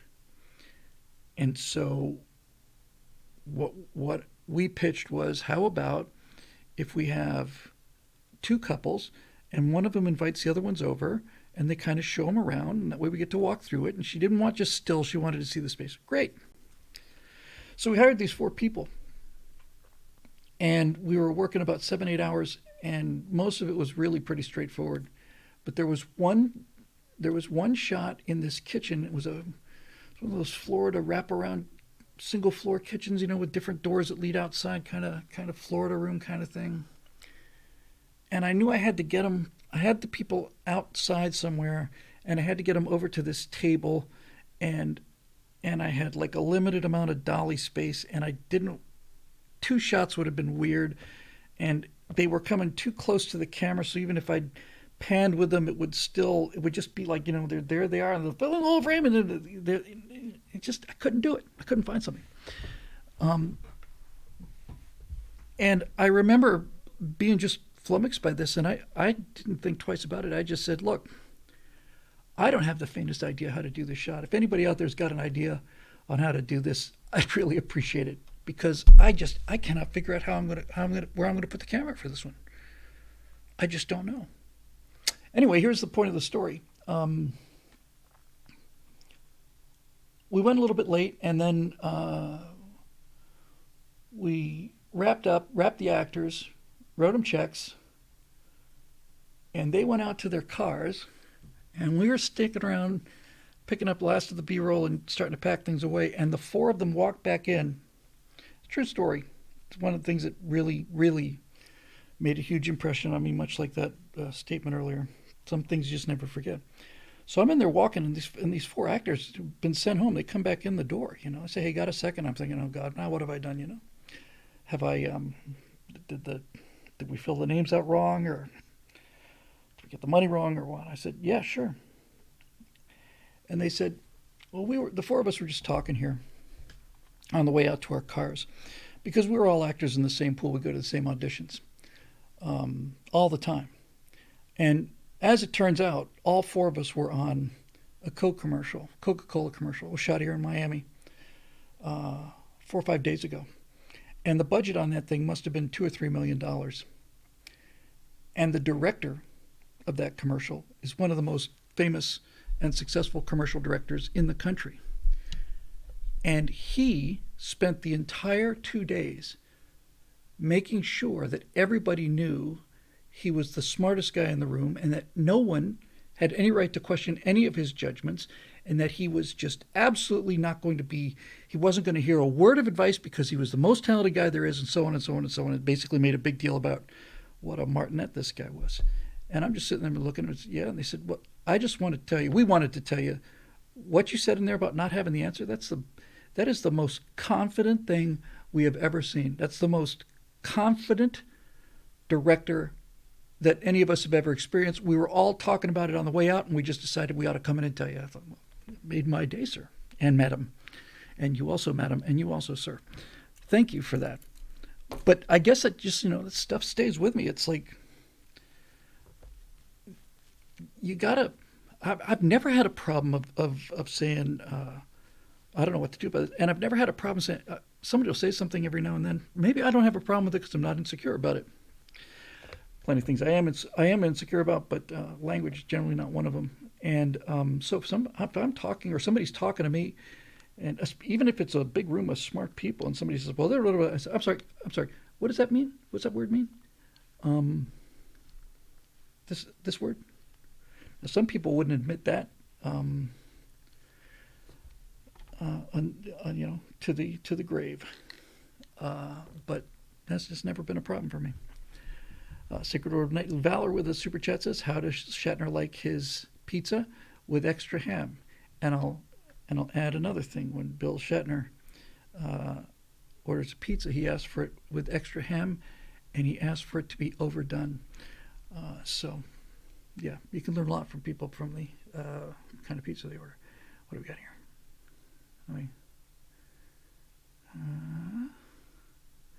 All right, so here's what we're going to do.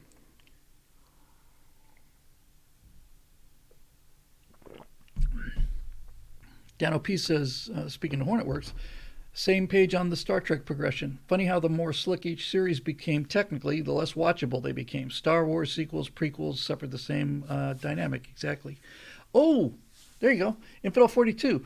He added yet another master touch to this. William Shatner, when he orders a pizza, he asks for his pizza. He asks for extra ham, overdone, and make it extra cheesy. Oh, marvelous.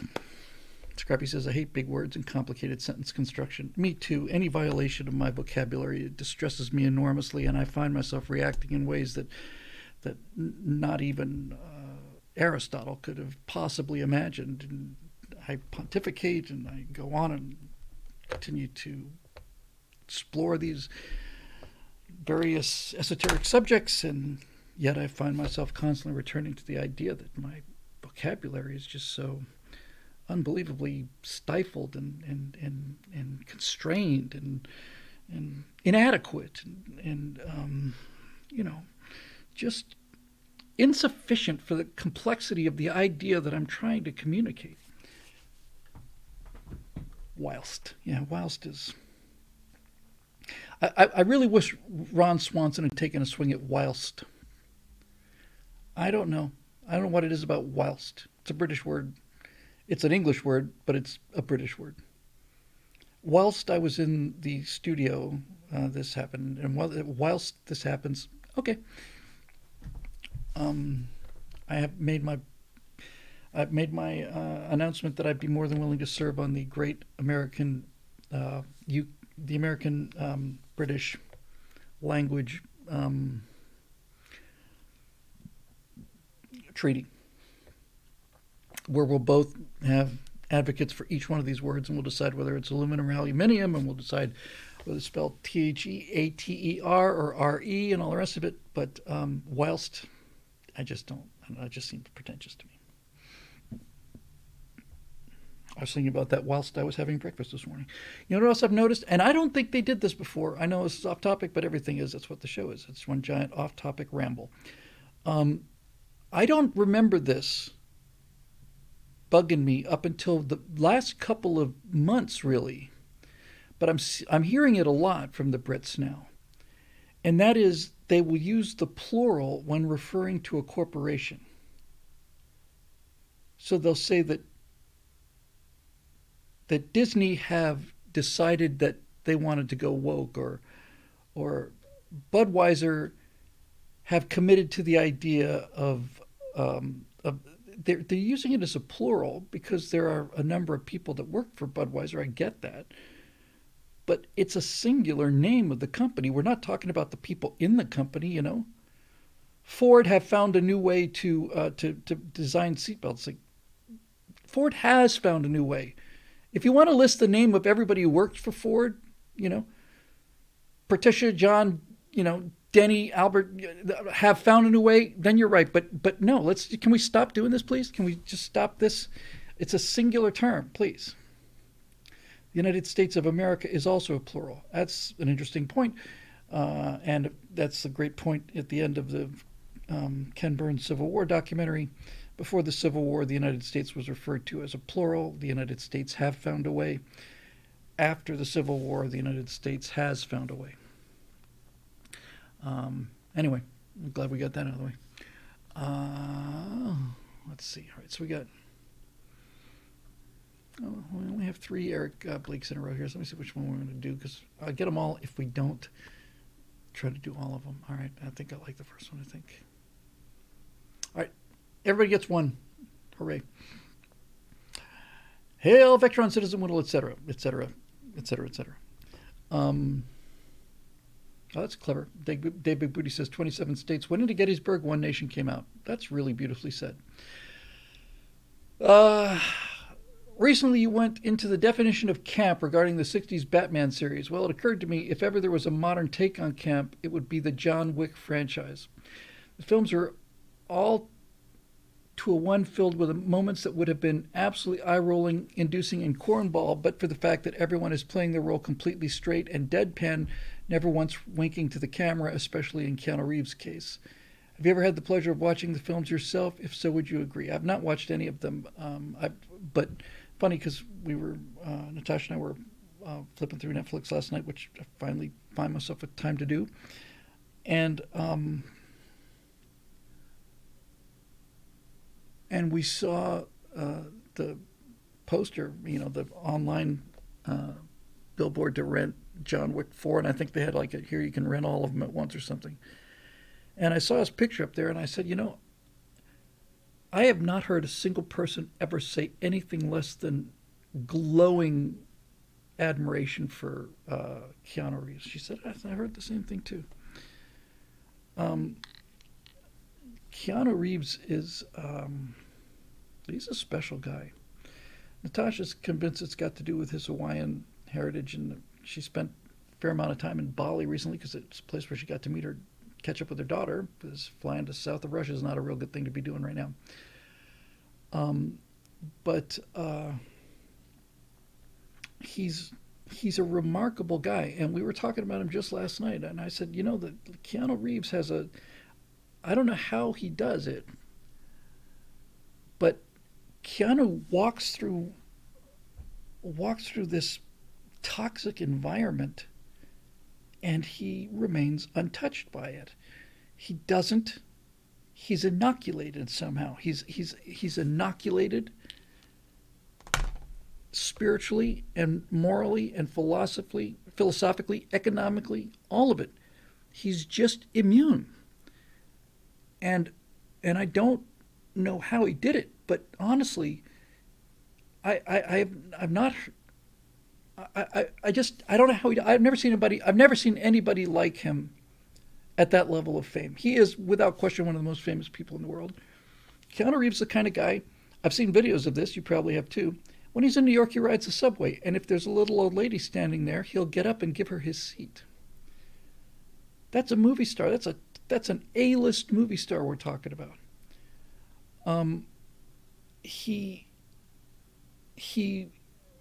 famously, after he started making the money from the Matrix, which I think he took a pretty low salary in a back end deal. Nobody thought that thing was going to be a success, but it was out of the park success. So he ended up making some money off of that.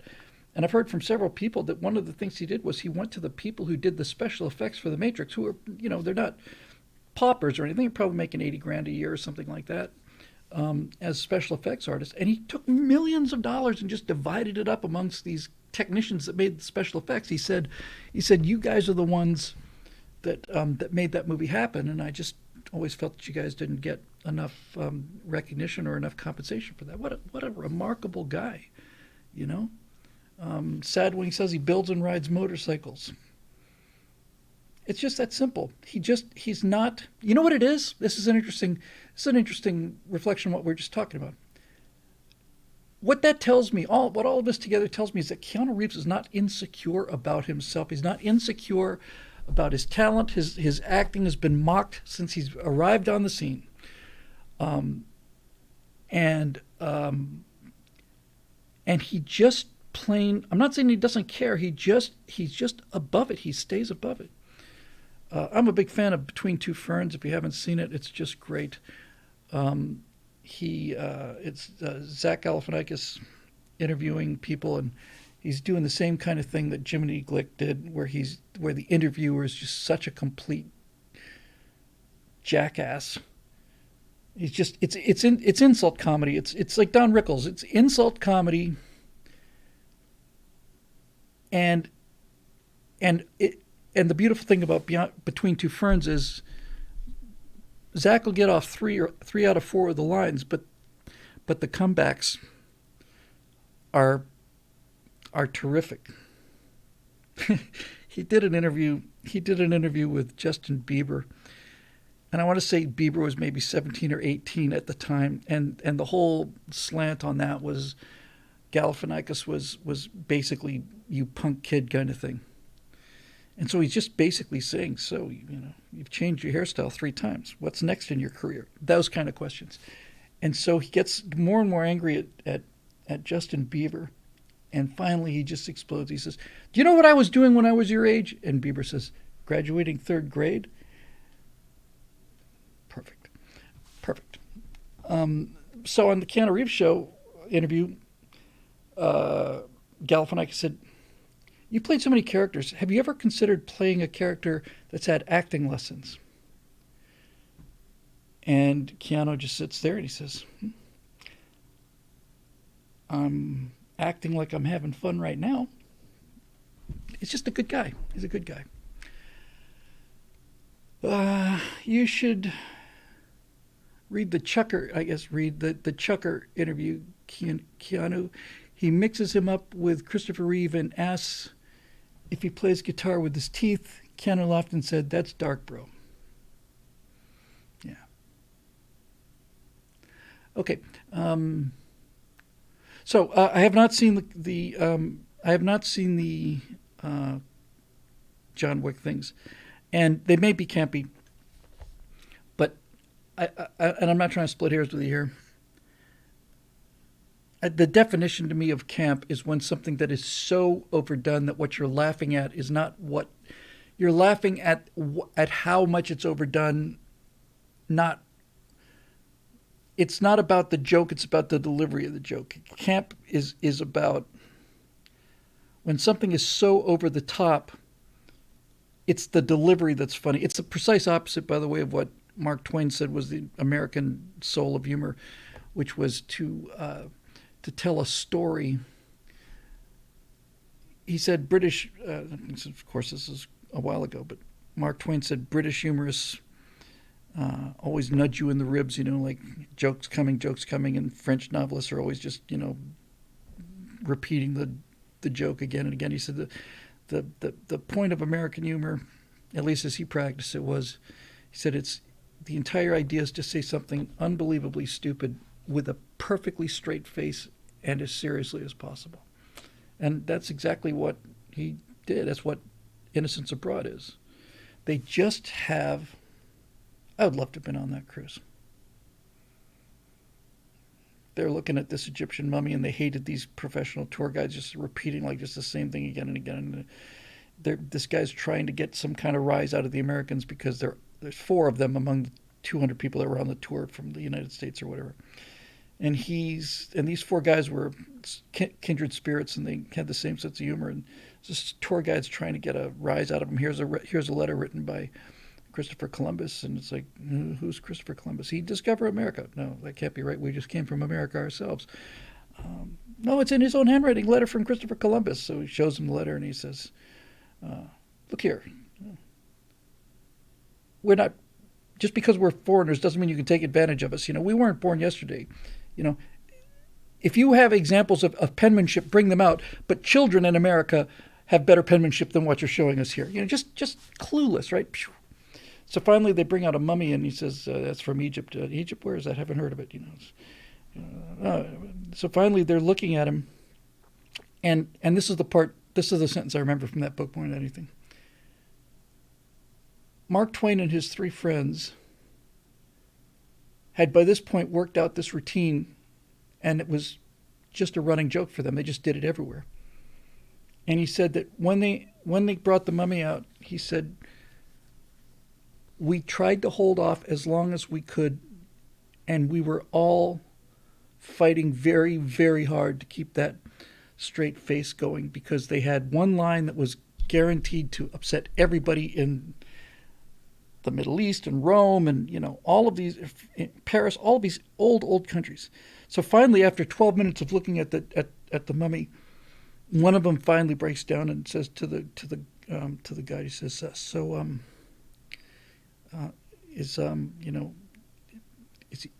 is he dead? Of course he's dead. He'd been dead 4,000 years. Egyptian mummy, 4,000 years, eh? Well, if you have any fresh corpses, you can just trot them out, because we are not going to be taken advantage of. That's brilliant. That's a self-deprecating thing. I've always thought Keanu Reeves had that, and I find that to be extraordinarily clever and confident. It's just cool. It's steely-eyed missile-man humor. All right, moving down the list of things here. Here we go. We got attempt 2 from Ray Juarez. Only 2. We usually let them get to 4 or 5 before we get to these things.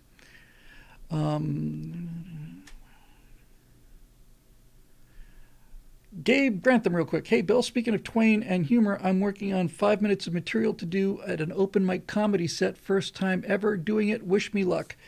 Good luck, dude. Stand-up comedy is really hard. I've done stand-up political commentary, and I've gotten a few laughs, but that's not the same as going out there just to get laughs, and man, that takes guts. I'm with you.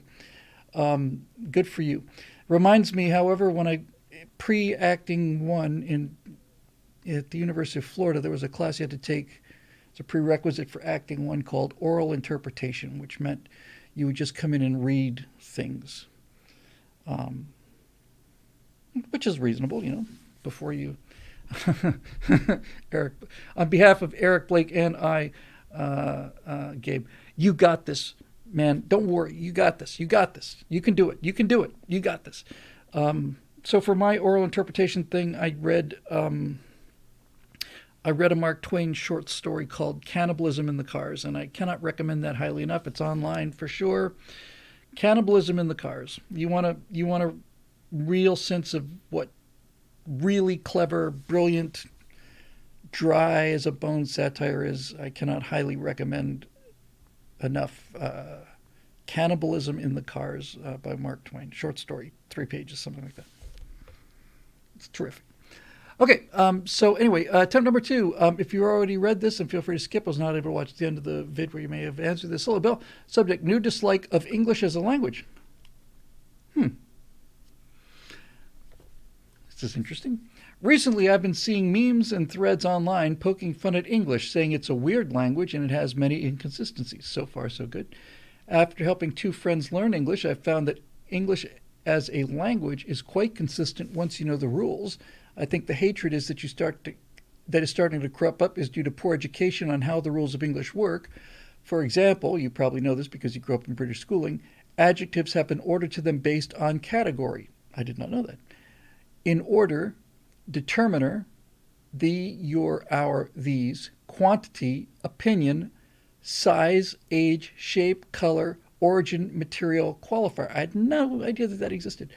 Full sentence example. Are 10 amazing, huge, old, boxy, gray American pickup trucks. That is absolutely fantastic. I'd never heard of that before, believe it or not, Ray.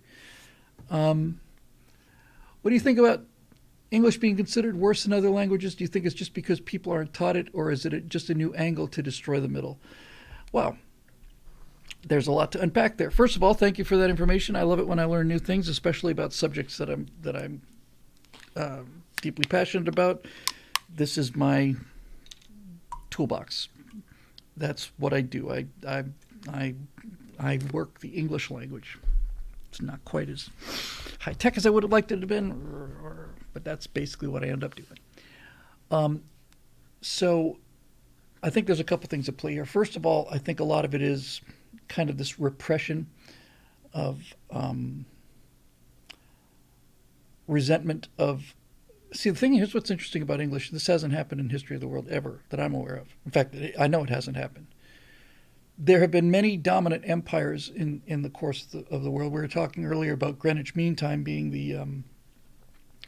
being essentially 0 hour for around the world, because when they determined that it was time to list the hours of longitude, the degrees of longitude, they had to add on latitude the equator is 0 because that's a mark, halfway point, right? But longitude doesn't work that way. Line of longitude can be any line anywhere. And they ran it through the Royal Observatory in Greenwich, England, because the British ruled the world and they were doing most of the sailing, and you needed longitude in order to navigate. So that's how they got that. So the French have been dominant, the Spanish have been dominant, the Romans have been dominant, the Greeks have been dominant, the Persians, Babylonians, Assyrians, Phoenicians, go all the way back. And whenever there's a dominant culture in the world, even if it's a constrained world like the Mediterranean or something for the Greeks, that language is in use. Prior to English, it was French. You would say that this was the lingua franca. Lingua franca. Everybody spoke French. All educated people spoke French. International business was conducted in French. Most of the courts of the czars of Russia were speaking French or German for an awful lot of Russia's history. It was French. French was the international language. And then along came the British and they made it English the international language. But for the first time in history ever, two consecutive world powers have used the same language. That's never happened before. And not only has that never happened before, it also happened during the industrial age and into the electronic age. So English was becoming the dominant language during the industrial age, which meant that now that we're printing things, we can get that English language out there in a way that not many people could have before. So you've got the printing press and industrial era technology pushing English to the world in the industrial era. And then as we get into the electronic era, information age, we're also using English because now America's the world power. And there's never been two dominant world powers that have used the same language back to back. It normally just changes once every 70, 80 years, or 100 years, or 200, or whatever. But that didn't happen here. So there's a lot of resentment from people who don't like the fact that it's in English. For example, there was a time after World War II when all air traffic control had to be spoken in English. All of it. I believe, I'm not 100% certain, but I believe now that while you can speak French to other French pilots in France, they are required to speak English and that English is what they will use if it's not the native language. So everyone has to, English is the language of air traffic control and all the rest of it. So there'd be a fair amount of resistance built up to this, right? You know, a lot of like resentment. It's like if I had to learn Chinese to fly an airplane, I wouldn't dig that too much. But that's what being a dominant world power will do for you. So I think there's a lot of resentment towards English from people who look. Everybody has to learn English. I wouldn't be married if my wife didn't speak English. I wouldn't. Everybody speaks English. The Chinese are learning English like crazy. Nobody's learning Chinese here. But yeah, so that kind of resentment is understandable and maybe driving a lot of it. The West is continually under attack, of course. So there's that whole Marxist kind of, critical theory attack on English and all the rest of it. So all of that is in there. But now to address the actual complaints. English is an unusual language because the spelling problems with English, and English is a difficult language to spell, there's no question about it. Rough, through, thigh, right, all these GHs, GH, all of it. And you can go on and on and on. They're tough because in many cases, they're like singular examples. And the reason that English is like that is because English was being formed as the printing press was invented. So if you look at the first folio of Shakespeare, which I want to say was printed in 1609 or maybe a little bit later than that. Maybe it was more, maybe considerably later than that. It might have been 1620, somewhere in there. So you've got all of these different printers around the English-speaking world and around the world, and they're trying to figure out how to spell letters, and no two of them can agree on how to spell a word.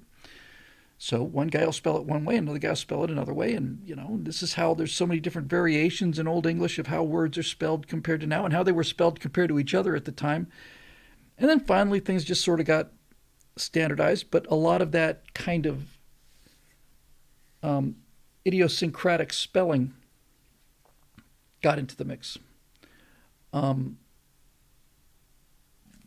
That's because English was constantly developing and is still constantly developing. And when they started printing books and they had to actually write the words down rather than just hear the sounds, that was that. Hey, there's a first-time chat from Baron's Need. He says pre-dictionaries. Exactly correct. Yes, they had to finally say, how are we going to spell this? Well, I'm going to spell blood Bloode, and screw you if you don't like it. Okay, 1623 for the first folio. Thank you. Okay, so there's that aspect to it. But you can complain all you want to, and I understand why you would be attacking English for political reasons and cultural reasons. I get all of that. But the bottom line is, if you look at any country in the world, you just take photographs of any country in the world, anywhere on the planet, you'll see people wearing T-shirts that have words in English on them.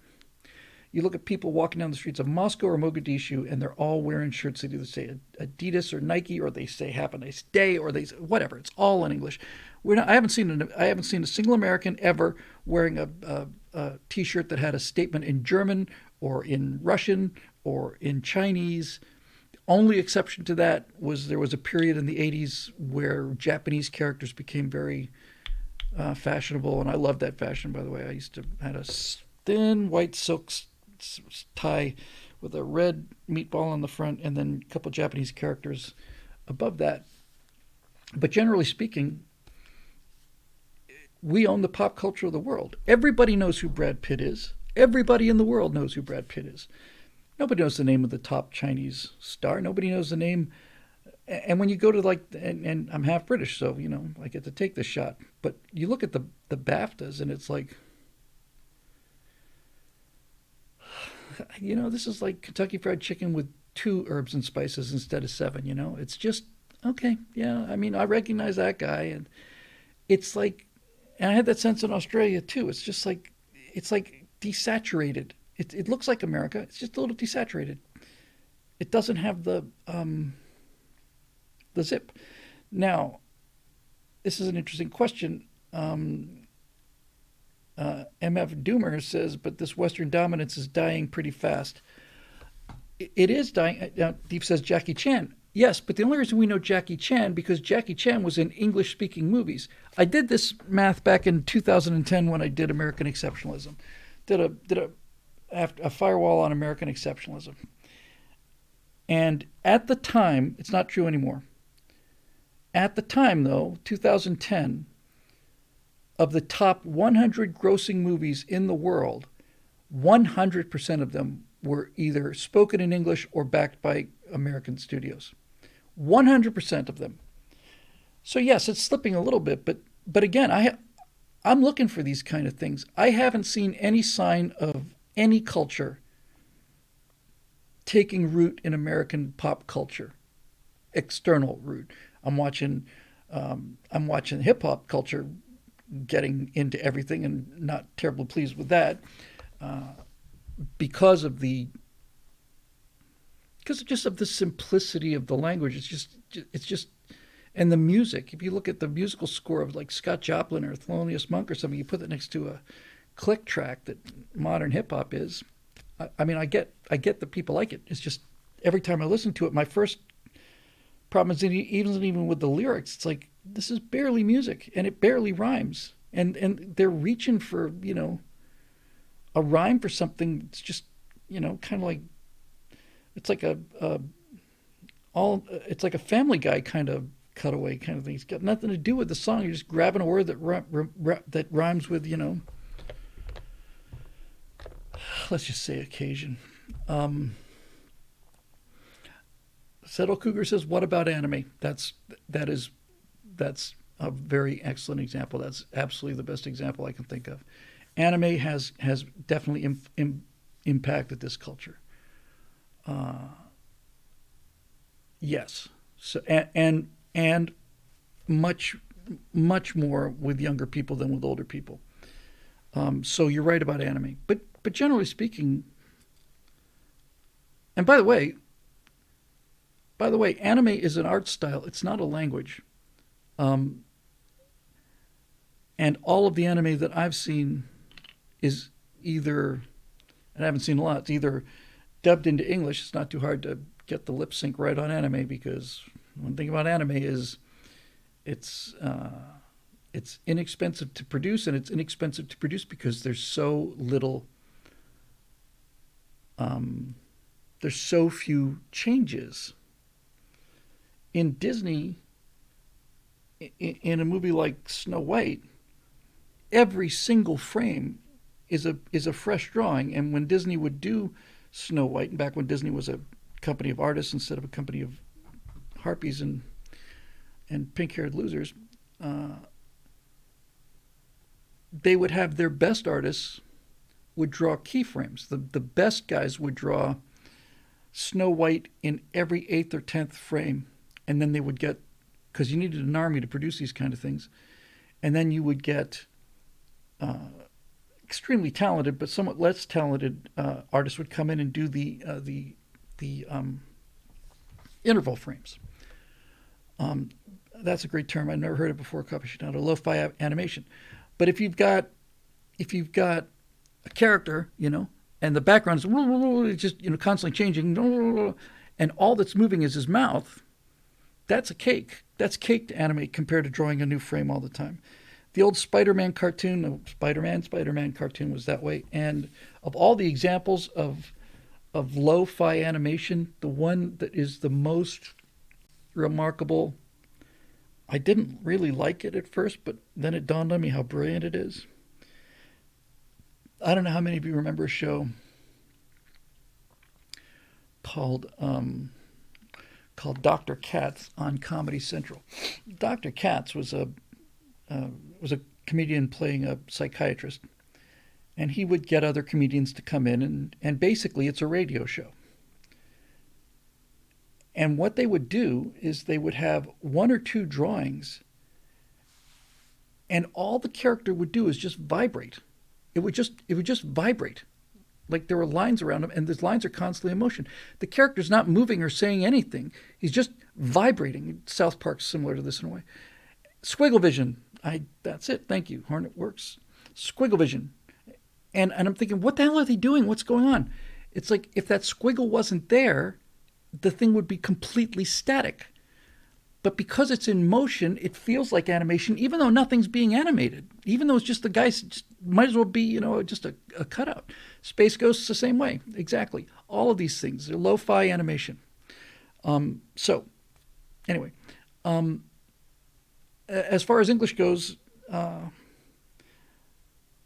I had long believed that English had the largest vocabulary by a wide margin of any other language in the world. And then some people have disabused me of that. Apparently, there are, I think maybe Russian, a couple of other languages have roughly equivalent vocabularies, but nevertheless, whether they have the same or equal numbers of words, most of them don't even come close. And more importantly, and this is insanely important,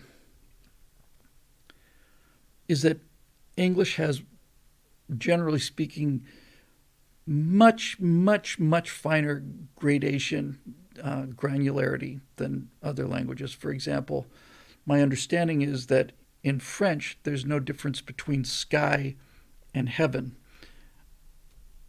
And that is an enormous difference. And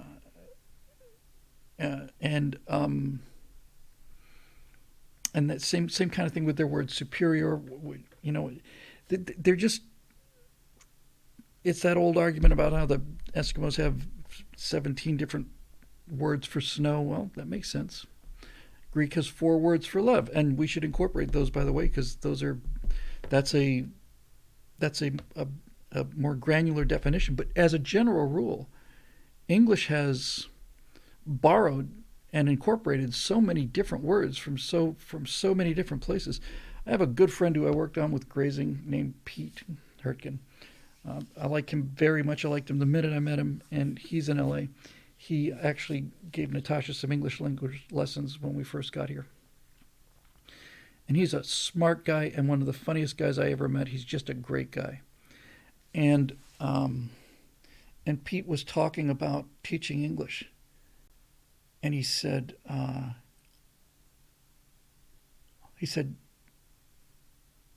something to the effect of, when English needs a word, or when English encounters a word that does something really well, it absorbs it.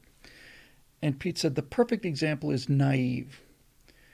He said, if you think about somebody who's naive, you could say that means unsophisticated, but that doesn't do it. Foolish, but that doesn't do it. And he gave me all these examples of ways that you could probably define your way around naive. He said, but none of them really work, because the only word for what we're talking about is naive. It's the word. It's the only word. And I thought, yeah, you're right. Exactly. How would you describe someone who's naive without the word naive? That's a profoundly accurate word. The 2 German words I can think of that have this same kind of a precision, that's why they have some traction in English. One of them is Zeitgeist, which is the mood of the period. Zeitgeist means, literal meaning is time ghost. It's like the ghost of the time. It's like the Zeitgeist. What's going on right now? That's a Zeitgeist. And the other one is Schadenfreude, which is taking pleasure or laughter in other people's misfortune. Those are great words. I'll tell you one word that we had that was really terrific is just gone now, and that word is gay. Gay, I wish they'd taken fabulous instead of gay. Gay was a really useful form of exuberantly happy, and it's just been co-opted now by people. My experience has been are not generally exuberantly happy, but gay was just a really useful word, and so was queer, for that matter. Before queer became an identity, you would look at something that you couldn't quite explain, and we said that's rather queer, or queer, as the case may be. And it's like queer had a really interesting definition. I mean, the closest I could define it would be something that is unusual and noticeably unusual, but not ostentatiously unusual. Not like, wow, look at that. It's just something's a little queer about it. It's a little off. There's something a little bit, it's just a little queer. And of course, that word's gone now too. So, anyway, I hope that does your English question some good here. Okay, here we go. We got a big Marusha question here, and then we got one more after that. Let me do the other one, then we'll come back to Marusha here. So we'll get them all done and call it a night. Robert Line. Bill, what are your thoughts on rumors that Hollywood is thinking about rebooting several sci-fi properties such as Battlestar Galactica, Firefly, Space Above and Beyond, etc.?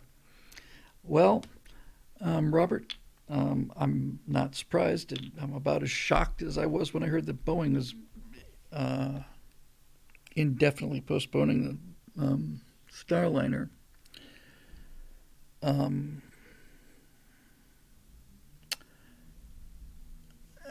The knee-jerk answer to your question is I don't care about any of those shows. I rather liked Firefly, although I was not a big fan of. It's not like I watched every episode. I liked the vibe. It took me a while to get into it. As Eric points out in the Twitch stream, Battlestar Galactica is a remake. So, some of these Space Above and Beyond is something that very few people even remember. I remember not liking Space Above and Beyond. Hang on. MF Doomer says, Bill, do you know about the idea of stuck culture and that many say we're living in it now?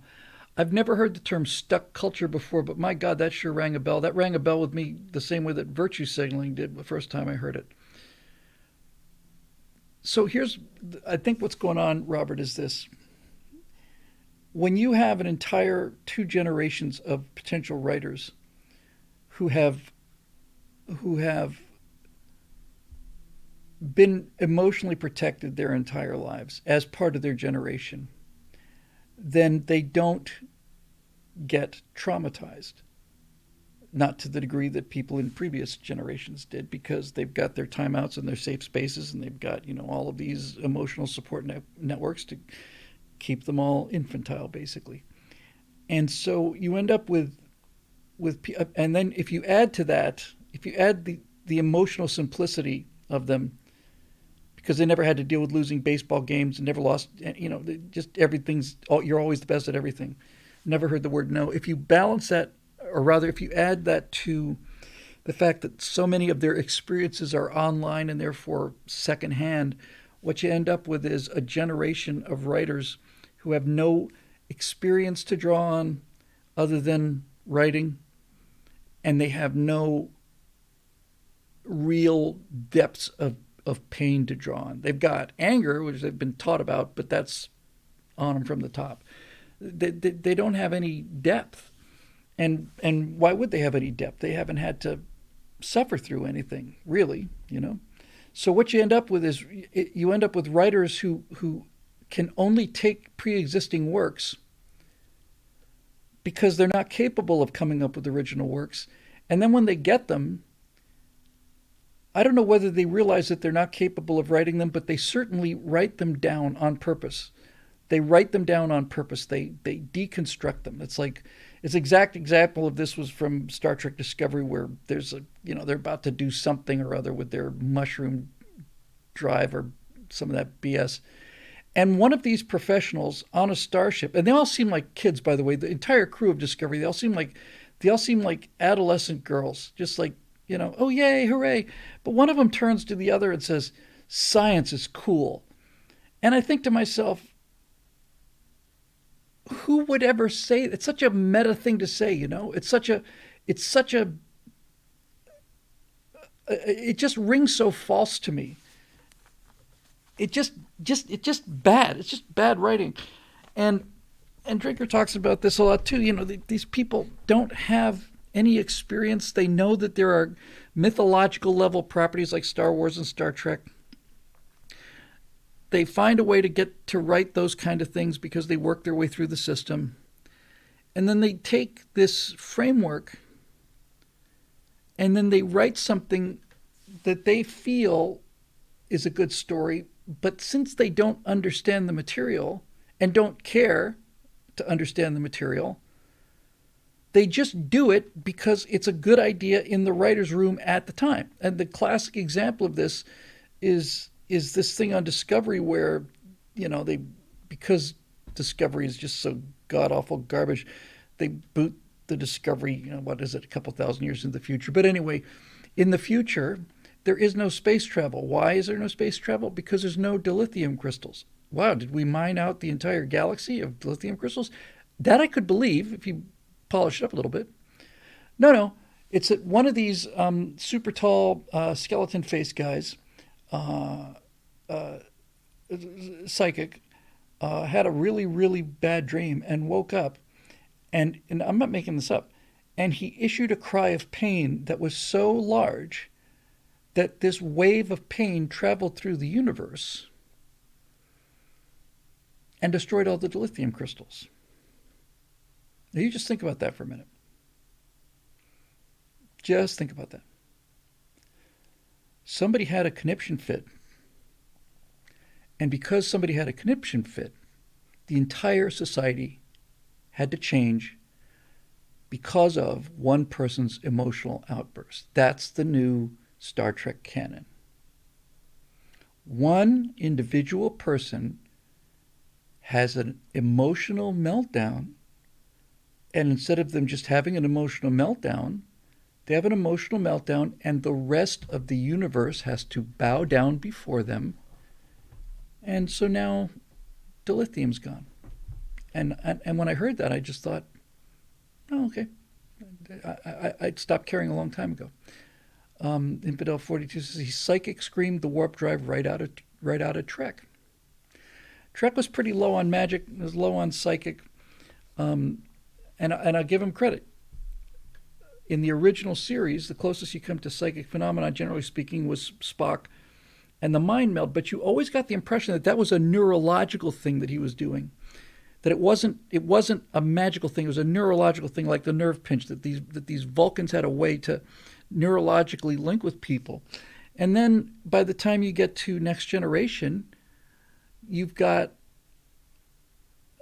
the captain, okay, first officer, okay, and you've got his psychiatrist, okay. And this is Roddenberry. This is Gene Roddenberry. Is what happens when you get old and soft in the head, I think. So Counselor Troy is there to do what? Is she the space lawyer? She doesn't seem to be a lawyer. I didn't watch a lot of Next Generation. I saw enough of it to know, I wasn't that nuts about it. But so why is she there? I've never heard her speak about things legally. She's there sort of as the moral compass, or I sense great anxiety, or I sense great fear in that ship. That's the Counselor Troy line, right? I sense fear on that vessel. Okay, Gene. All right, fine. She senses fear, and now that's an accurate scientific reading. She's like a sensor. It's like you scan the ship and you find dilithium, and she scans the ship and she finds fear, and it's like, okay. All right. So there she is for the entire run of the show. Doing what? I always thought what she's doing is taking a chair from somebody useful. And then my second thought is they don't have any consoles on those chairs, so what the hell are they doing anyway? They're just watching TV.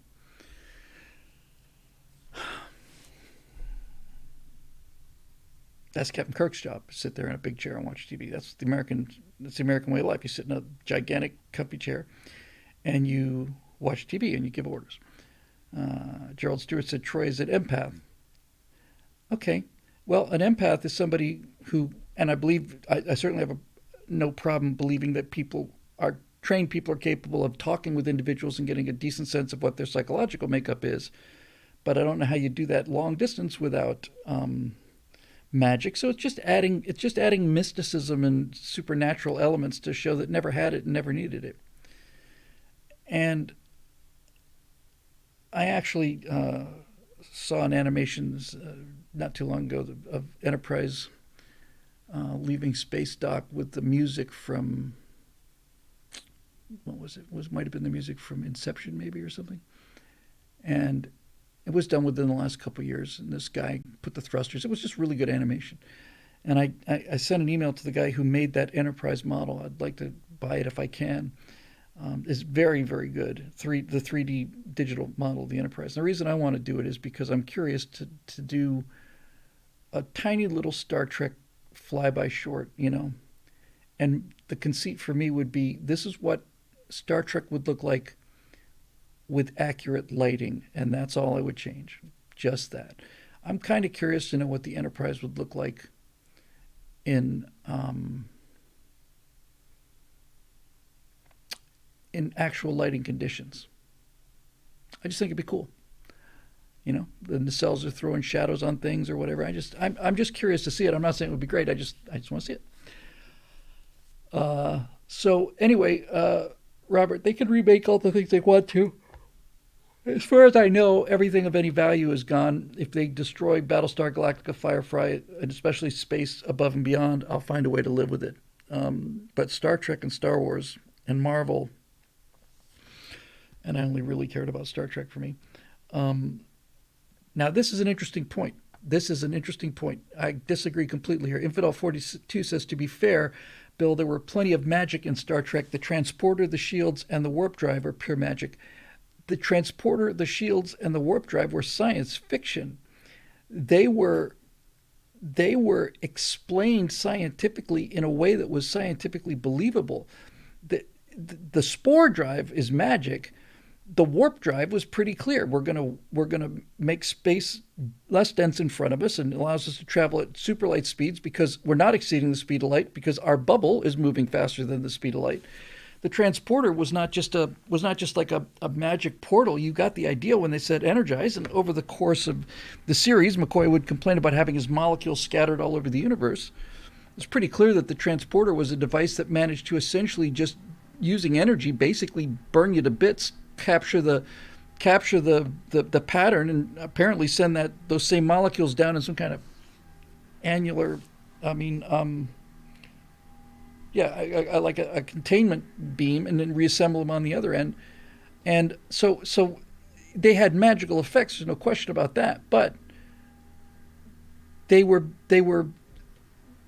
felt like technology. And I've said this before, and this is why the word dilithium is such a brilliant term for this.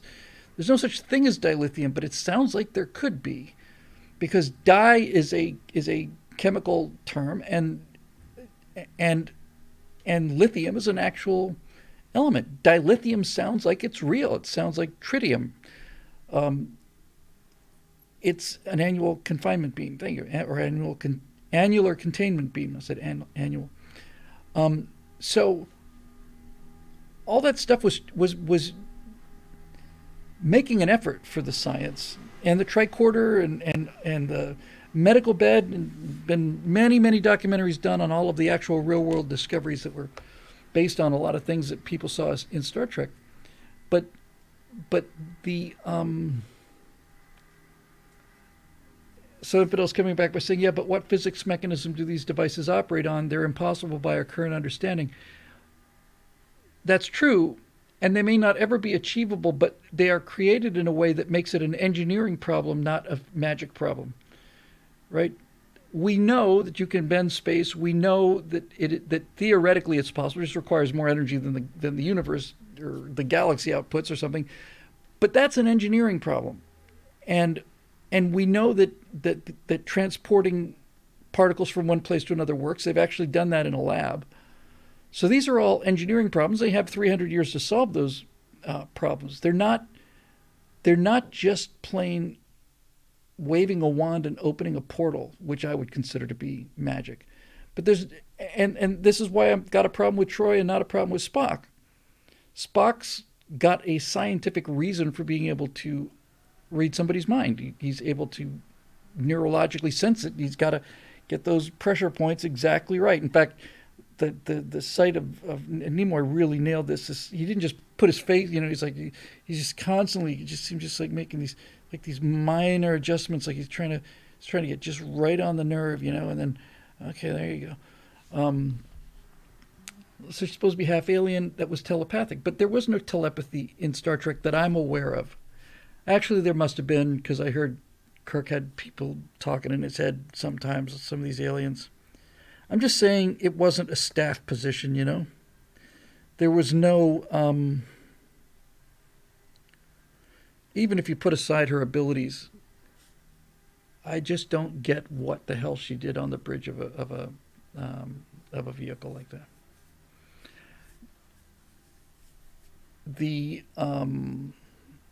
somebody mentioned Apollo in Who Mourns for Adonais. I wonder why they didn't make that Who Mourns for Adonis, by the way.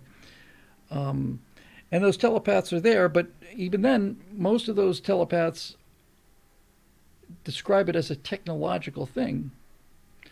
Um,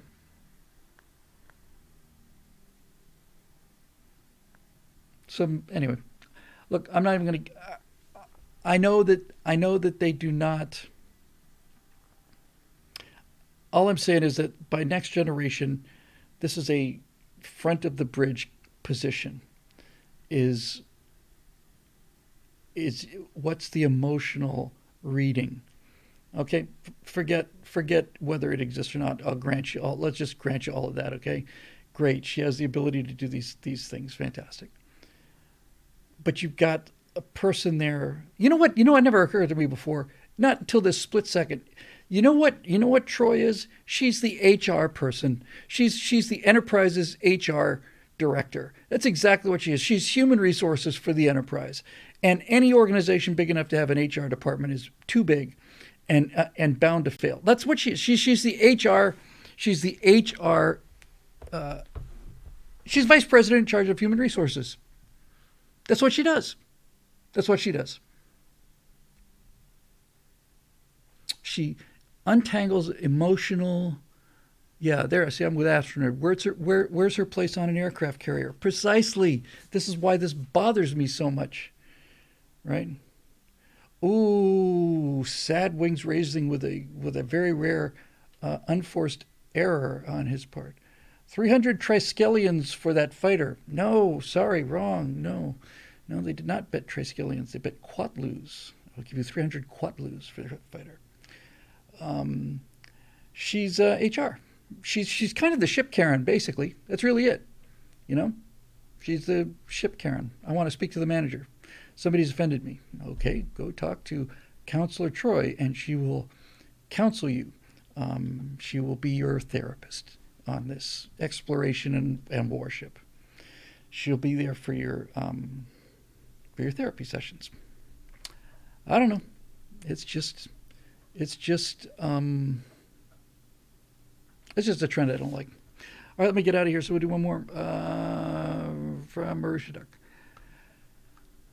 Currently, the internet seems to be obsessed with two things above all else: AI and Legend of Zelda: Tears of the Kingdom. Okay, well, I've heard of one of those. You once remarked that gamers net more views than the entire conservative punditry combined. Given that, would you consider live streaming? Yourself playing currently popular games, or at least ones you're passionate about. You said you were looking for an eventual off-ramp to politics. Having said you feel all you had to say, gaming would put passive income in the till while drawing on younger audiences and go significantly reducing your stress levels. Thank you for this. Thank you for the thought. You can still comment on the game itself and pop culture or current events while you play. I know GK has made this pitch to you once before, and depending on the game, could even be a perk for members only to give them the option to play with you. We already have stuff set up on Discord. Could do that if you wish. First time chat from JTizzy915. Hey, how's it going? We're doing great. JTizzy, thanks for chipping in. Yes. The only problem with that is that the only thing I'm really interested in is DCS. And just as I say that, Unlimited Hornet Works say, hey, Bill, play DCS. Challenge Growling Sidewinder. I will. That ought to last 30 seconds. So Growling Sidewinder, for those of you not familiar, is probably the leading DCS channel content creator. He's very, very, very, very good. Whatever he happens to be flying against whatever happens to be flying, he's going to win 2 out of 3 or 3 out of 3. He's very, very, very good. He makes it look easy. When I get up there and start getting into these fur balls. Next thing you know, I'm just flying along and think, oh yeah, you might want to flare there, or you might want it to, you might want it to have notched that missile that you could see. Anyway, you get the idea. And I don't know if people are real interested in watching me fly DCS. I did go with Phil on a session. Phil had gotten DCS and we thought it'd be fun for us to fly together. We flew a week ago. We'll do it again tomorrow, I guess, hopefully. In the Hornet. And so what I did with Phil was I basically showed him how to fly the velocity vector and how to do fly-by-wire jets don't fly like airplanes. And I feel somewhat confident that it's probably harder for people to learn to fly a Hornet if they already know how to fly an airplane, because it's very different. In a lot of ways, it's easier, but it's very, very different. And so just to elaborate on that example, because this might have been interesting to people, was kind of the educational aspect of it. When you're dealing with any real modern jet, F-18 is a good example because it's carrier-based. So the jet can't land flat. It has to land significantly nose up. If memory serves, I think 8 degrees of angle of attack is about right.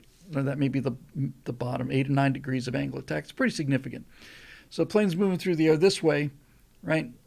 And as long as you've got enough thrust, it'll move through the air like this. And if you add thrust, it'll climb. If you reduce thrust, it'll descend.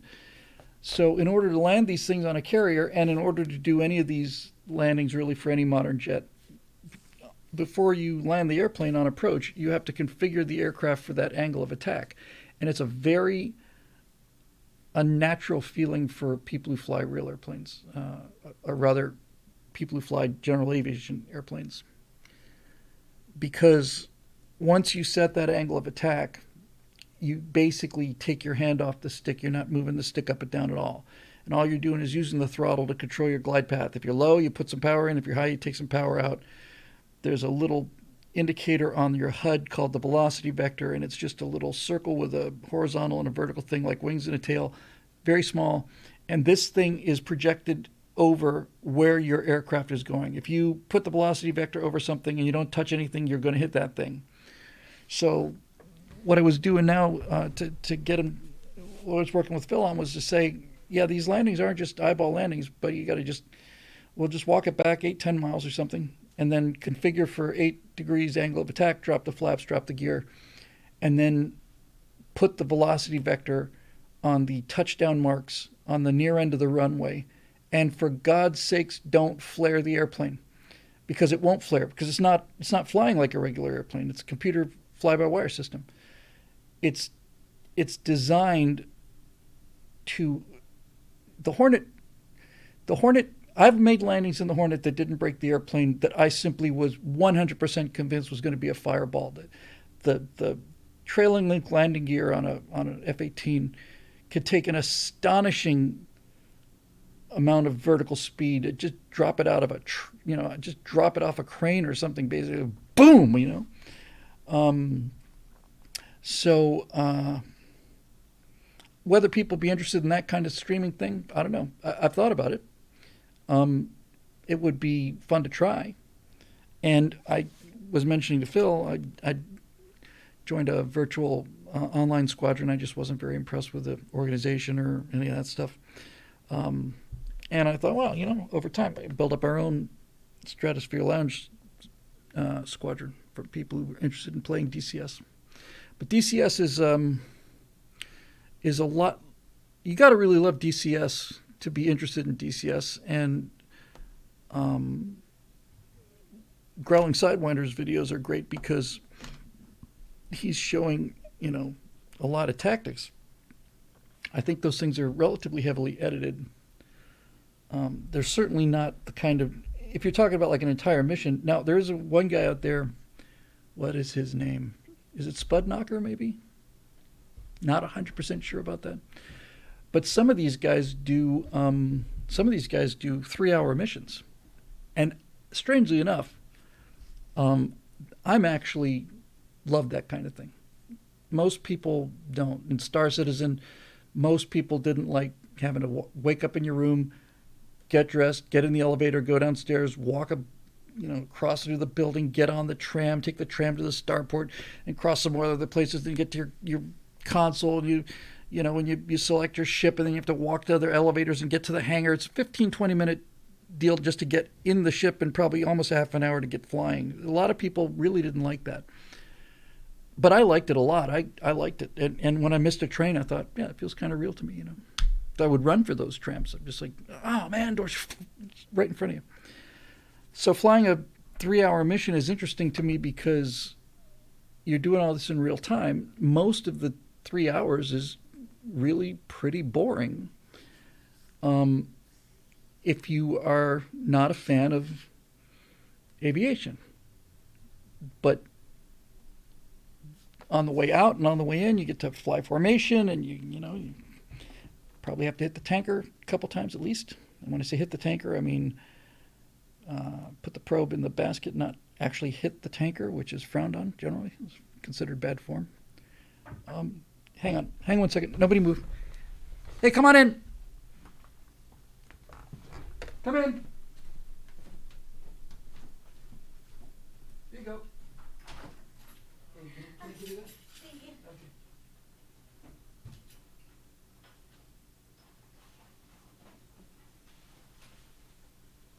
That'll work. Thanks very much. Have a great night. Thank you. Bye-bye.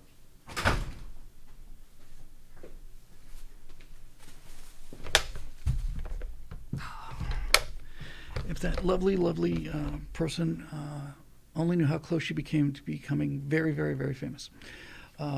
More famous than you possibly imagine. No, that was our janitorial crew. They work very hard, and I have enormous respect for them, like I do for any other working person. So as far as streaming a game, I'm thinking about doing it, and I think on the specific topic, Marisha, one thing that occurred, you need an angle, right? Everybody needs an angle. The one angle that I thought about for DCS is I was thinking I might do a series called DCS for RWP, DCS for Real World Pilots. That might be something that enough people would be interested in. Because you don't have to be a real world pilot to enjoy the missions, but if you are a real world pilot, very few real world pilots are actual fighter drivers. And I know that when I was talking with Phil, I was basically getting him to unlearn a bunch of things. So it was kind of interesting. Have you thought about playing Reentry? I've heard of it, Crispy, but I haven't seen it. The idea appeals to me. DCS, by the way, which is great, does not have... DCS has a Spitfire, and it's got a very detailed... just released a very detailed map of Normandy and the Channel and all that other stuff. But there are, that I'm aware of, there is no Battle of Britain campaign. And I don't understand that. What's it called?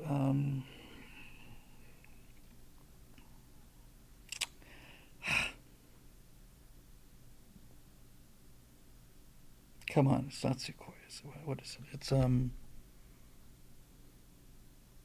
Stormovic. Stormovic has a Cliffs of Dover Battle of Britain thing. But I really miss that because I think DCS is such a great simulator. They have missions for the Spitfire, and they've got the Spitfire, but I'm not much interested in flying Spitfire missions in support of the D-Day invasion or Spitfire missions, to escort bombers. I mean, that's what P-51 is for. I want a DCS mission where it's like, okay, here we go, here we go.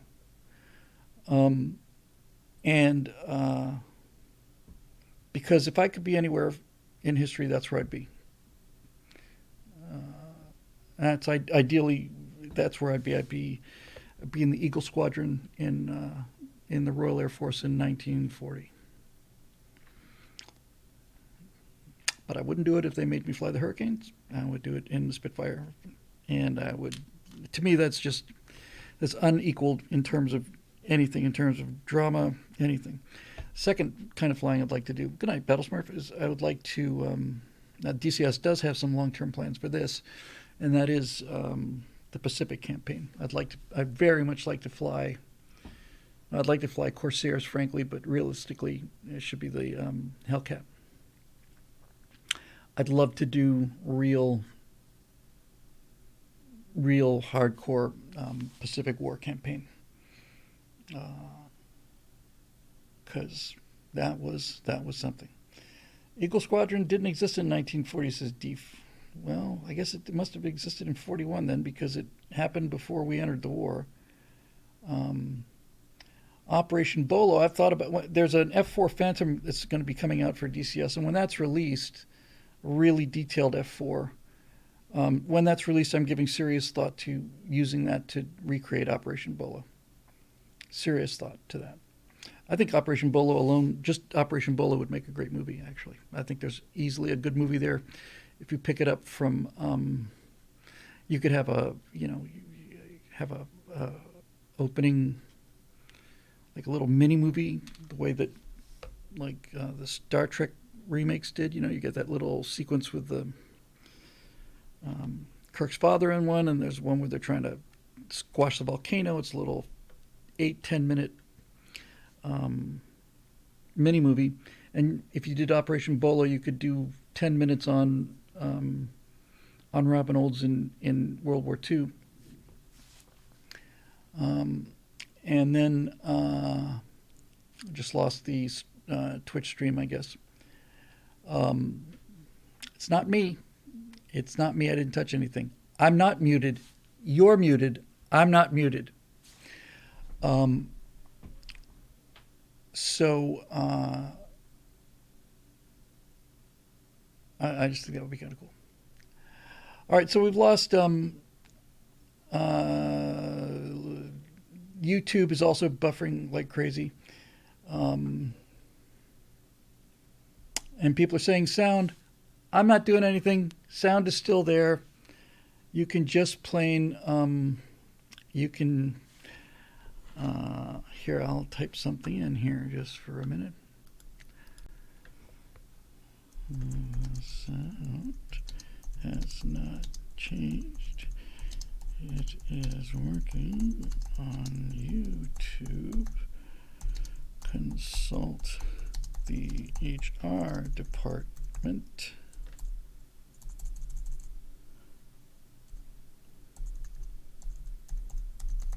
At Twitch for a refund. Okay.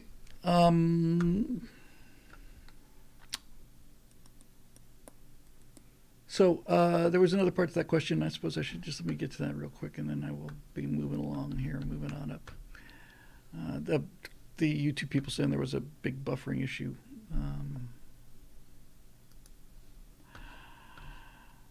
Okay. So I guess Marisha's listening on YouTube, so I'll get the second part of this question. Then I'm going to pack up and start thinking about heading home.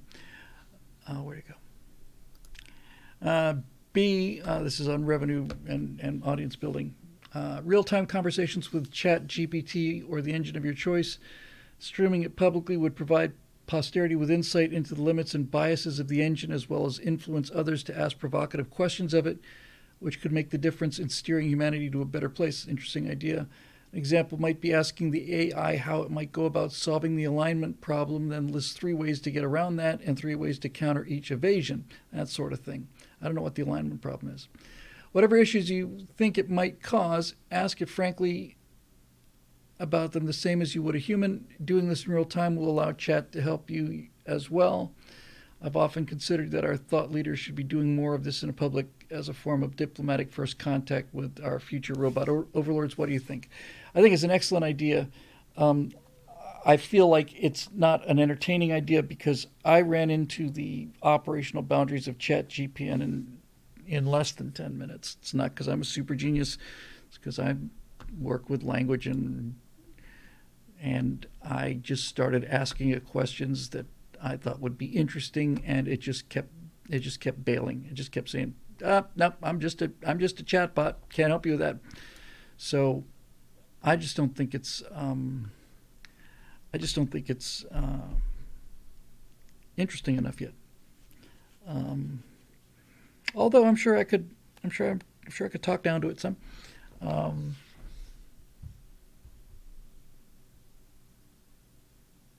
hmm.